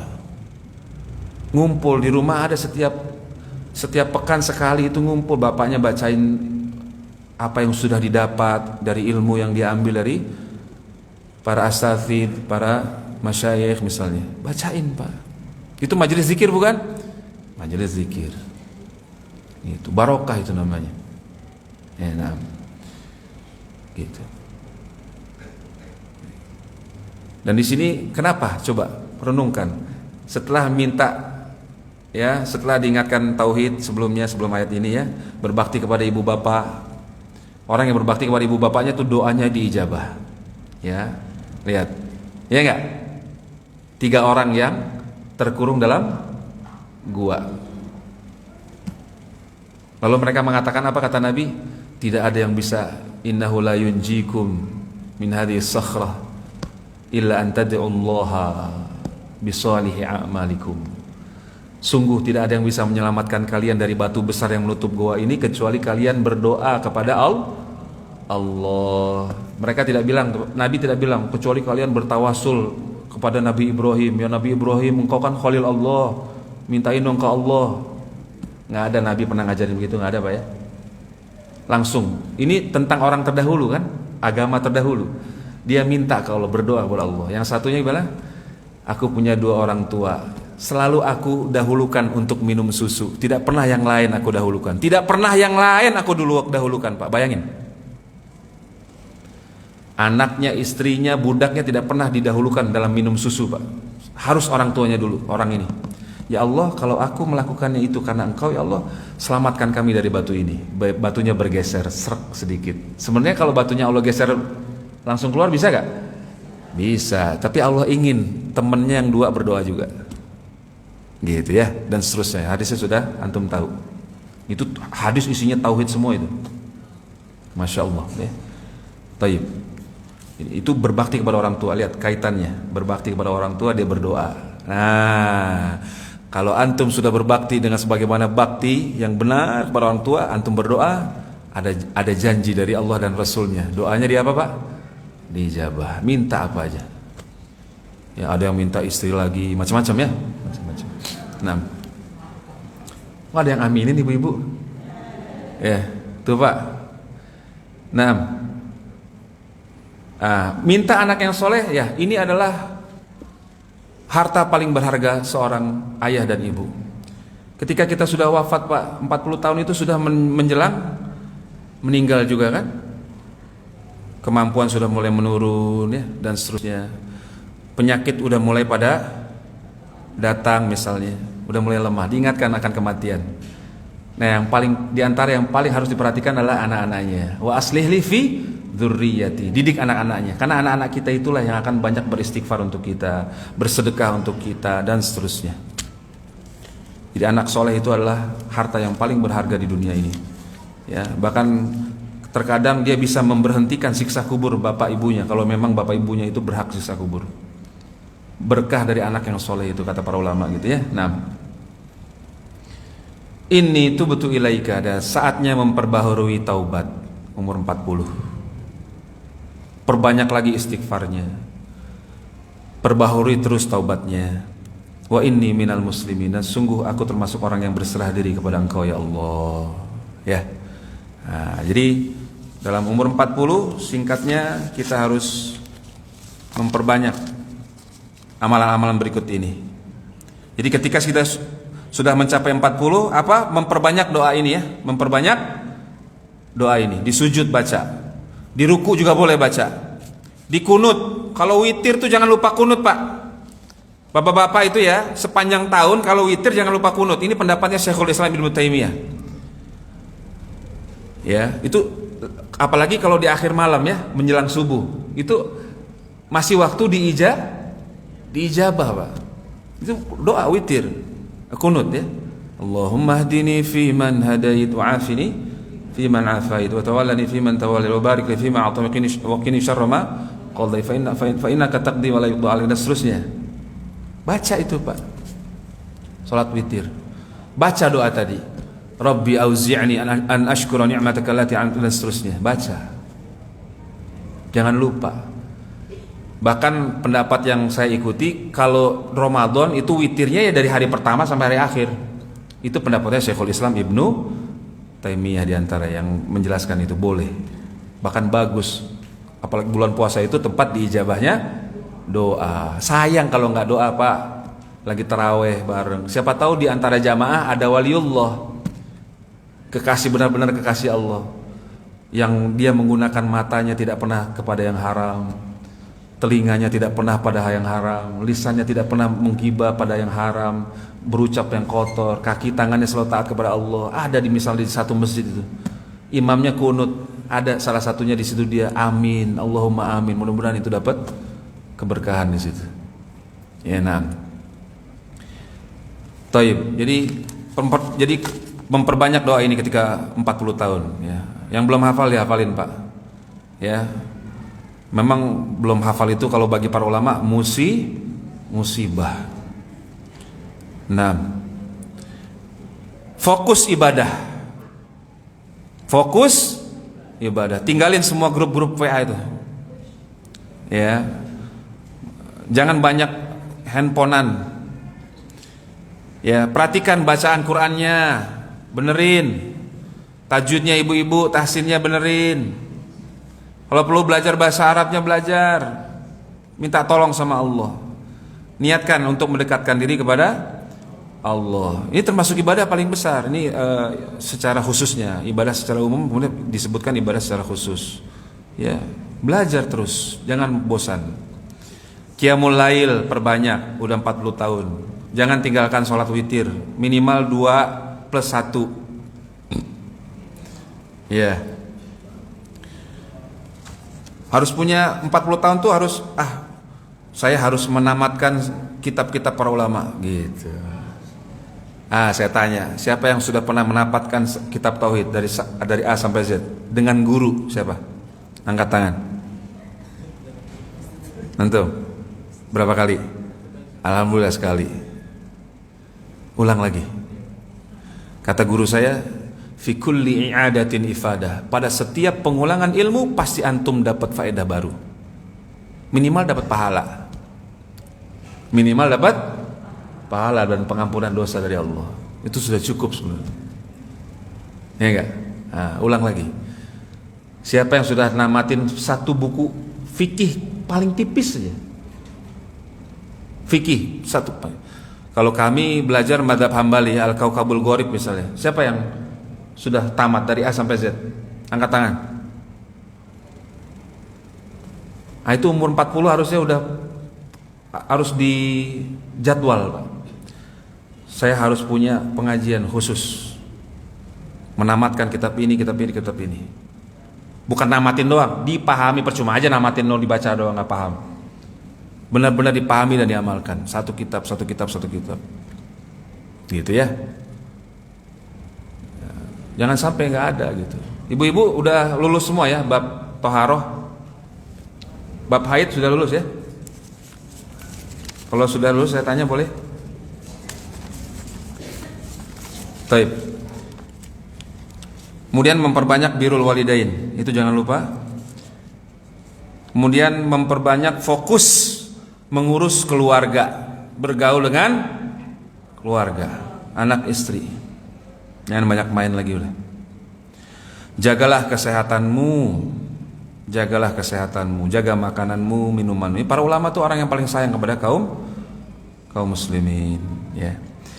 Dan jagalah zikir-zikir kepada Allah, karena umur 40 tahun itu sudah dekat dengan kematian. Kadang orang itu ya Pak, nggak ada sakit, nggak ada apa, tahu mati aja, ya nggak? Tidak ada amalan yang lebih menyelamatkan seseorang dibanding zikir, mengingat-ingat, menyebut-nyebut Allah. Itu amal soleh, ya. Semoga Allah menjadikan kita orang-orang yang diwafatkan dalam keadaan berzikir, mengingat Allah, menyebut-nyebut Allah. Allahumma amin. Taib, mungkin sampai di sini yang bisa saya sampaikan. Sebenarnya masih banyak yang ingin disampaikan, masih banyak yang belum kita bacakan. Ya, mungkin kita masuk diskusi dan tanya jawab. Sudah masuk dari ibu-ibu nih ya, sebagian.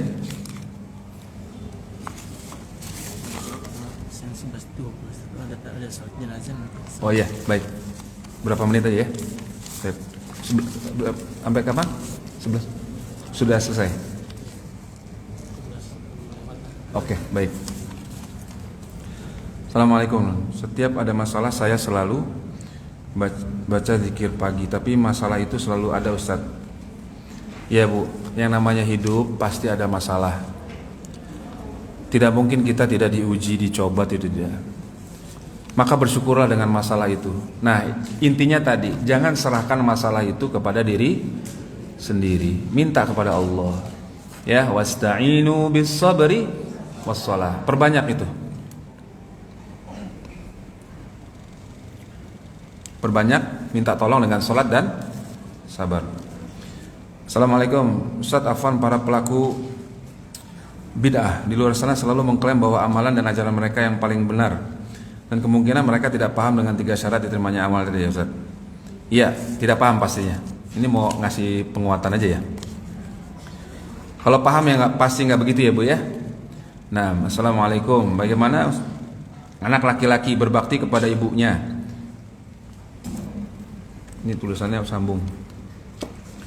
Yang sedang sakit dan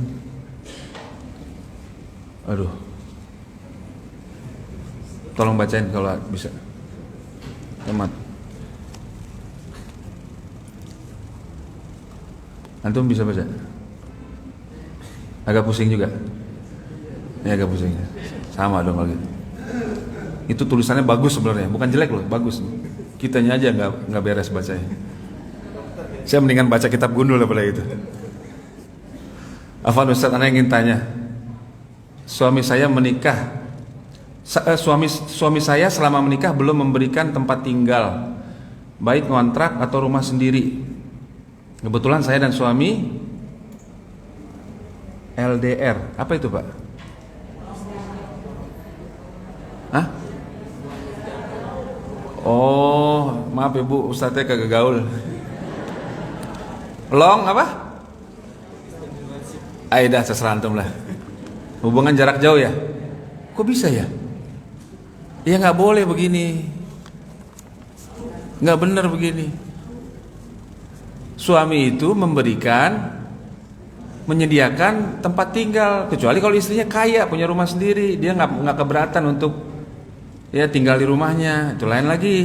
Tapi kewajiban suami itu adalah memberikan nafkah, di antara nafkah itu tempat tinggal.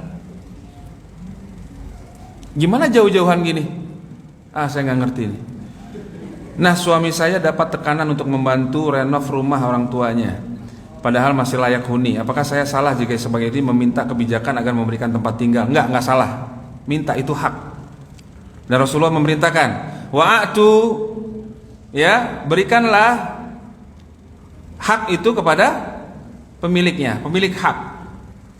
Wa'atu kulladzi haqqin haqqahu. Ya, boleh minta. Seorang istri boleh meminta tempat tinggal kepada suaminya, boleh, tidak dosa. Walaupun dikontrakin dulu nggak apa-apa. Ya, berdoalah kepada Allah semoga Allah berikan yang permanen. Ya, dia dinasihatin ibu suaminya diajak ngaji. Dijelasin kewajiban suami itu apa? Ar-rijalu, tuh ibu-ibu hafal itu. Qawwamun 'alan nisa. Pemimpin itu harus menyediakan apa? Menyediakan yang dibutuhkan oleh istrinya. Itu pemimpin namanya. Walaupun kontrak, ya enggak, Pak? Gitu. Terakhir yang dari ibu-ibu, itu belum ya? Sebelum terakhir. Assalamualaikum warahmatullahi wabarakatuh. Mau bertanya, apa saja yang bisa dilakukan untuk berbakti kepada orang tua kita setelah mereka wafat, selain dengan doa, dengan sedekah, berhubungan baik dengan teman baiknya, apalagi ya menjaga hubungan baik dengan adik kakak kandungnya, kerabat-kerabatnya, silaturahim itu namanya. Itu juga termasuk bakti anak kepada orang tua gitu. Antum diberikan kelebihan harta oleh Allah. Bapak kita, ibu kita punya saudara, punya saudari, Pak, butuh dibantu, Pak. Antum bantu setiap bulan. Kira-kira yang dipuji siapa, Pak? Hello? Orang tuanya, Masya Allah ya. Saudara kita si Fulan punya anak, Masya Allah. Mudah-mudahan panjang umur, luas rezeki. Itu hadis Nabi. Siapa yang senang dipanjangkan umurnya, diluaskan rezekinya, falyabarra walidayh walyasil rahimahu. Berbaktilah kepada ibu bapaknya dan sambunglah silaturahim. Itu bisa dilakukan ya, selain istighfar dan doa tadi. Bersedekah atas nama orang tua, kemudian menjaga hubungan baik dengan temannya, memuliakan teman-temannya, apalagi keluarganya. Nah, itu berbakti kepada orang tua yang sudah wafat, itu diantaranya. Nah, Allahu a'lam bishawab. Ya, terakhir itu ya. Sudah diterjemahkan ya. Masya Allah.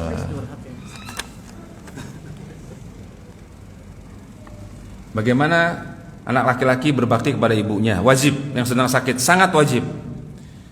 Ya, dengan omongan ada resign dari pekerjaannya. Gitu ya. Ya, Bu. Tapi anak istrinya jadi susah kehidupannya. Apa yang harus dilakukan? Ya, berbakti kepada ibu bapak itu tidak harus memudorotkan anak istrinya. Kalau bisa jalan semuanya, jalan semuanya. Memang sulit kalau ibunya menghendaki ditemani oleh dia. Dia yang ngurusin misalnya. Ya sudah, anak-anak mengalahlah dengan orang tua.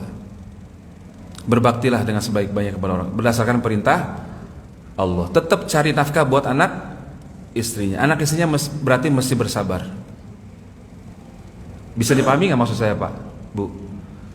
Ibunya pengen dia yang ngerawat, anak itu yang ngerawat. Antum bekerja di tempat itu wajib gak? Tidak wajib. Berbakti kepada ibu, perintah Allah. Setelah tauhid, amalan paling besar. Insya Allah setelah semuanya ya terjadi, ya ibunya sehat atau Allah menghendaki lain, insya Allah Allah gantikan dengan yang jauh lebih banyak, lebih baik. Itulah sabar namanya. Makanya sabar itu kata Nabi apa? As-sabru diyaun. Sabar itu adalah cahaya panas di dalam hati, Pak. Disebutnya dia, cahaya panas. Kalau sholat, as-sholatu nurun, pakai kata nur, cahaya. Dia cahaya juga, tapi mengandung panas. Sabar itu panas di hati. Tapi harus diterima gitu. Hendaklah istrinya membantu suaminya, mendukung suaminya berbakti kepada ibunya. Nanti Allah balas dia dengan anak-anak yang seperti itu untuknya. Al jaza min jinsil amal, kata para ulama.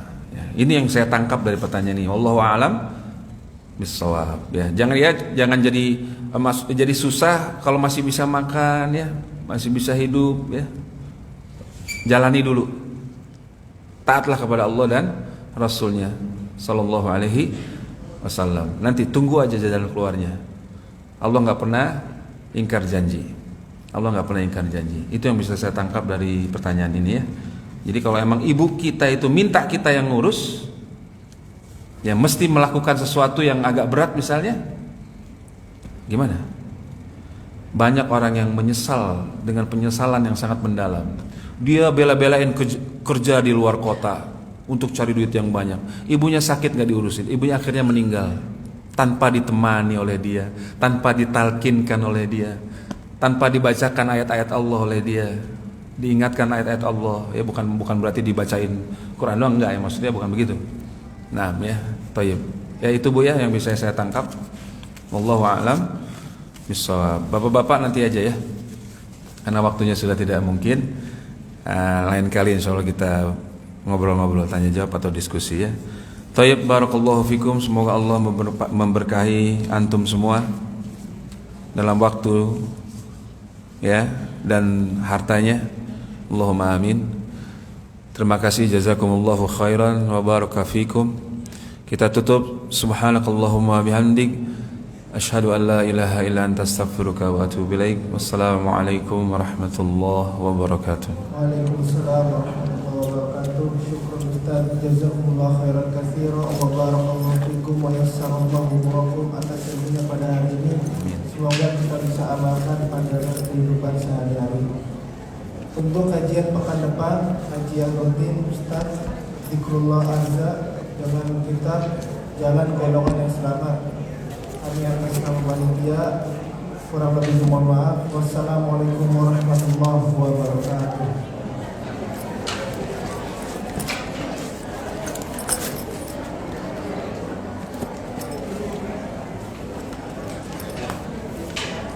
Adek. Enak, kalian dapat aja.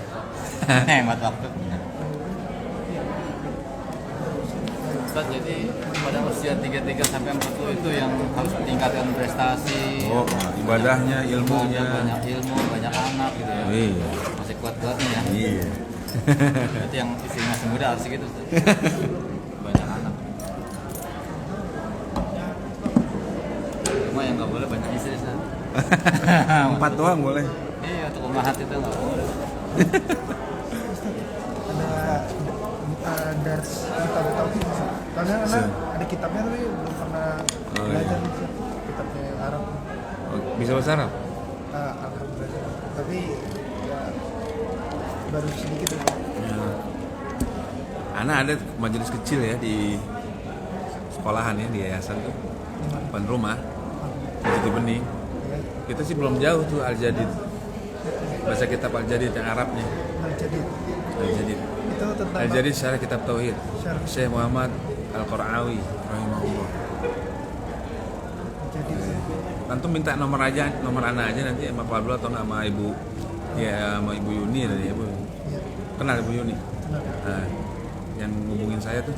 Atau antum tanya nama nomor saya. ya. Biasanya hari apa sih? Hari Sabtu Ahad pagi jam 7. Jam 7. Jam 7 sampai jam 9. Hari ini nih, saya liburin dulu tadi.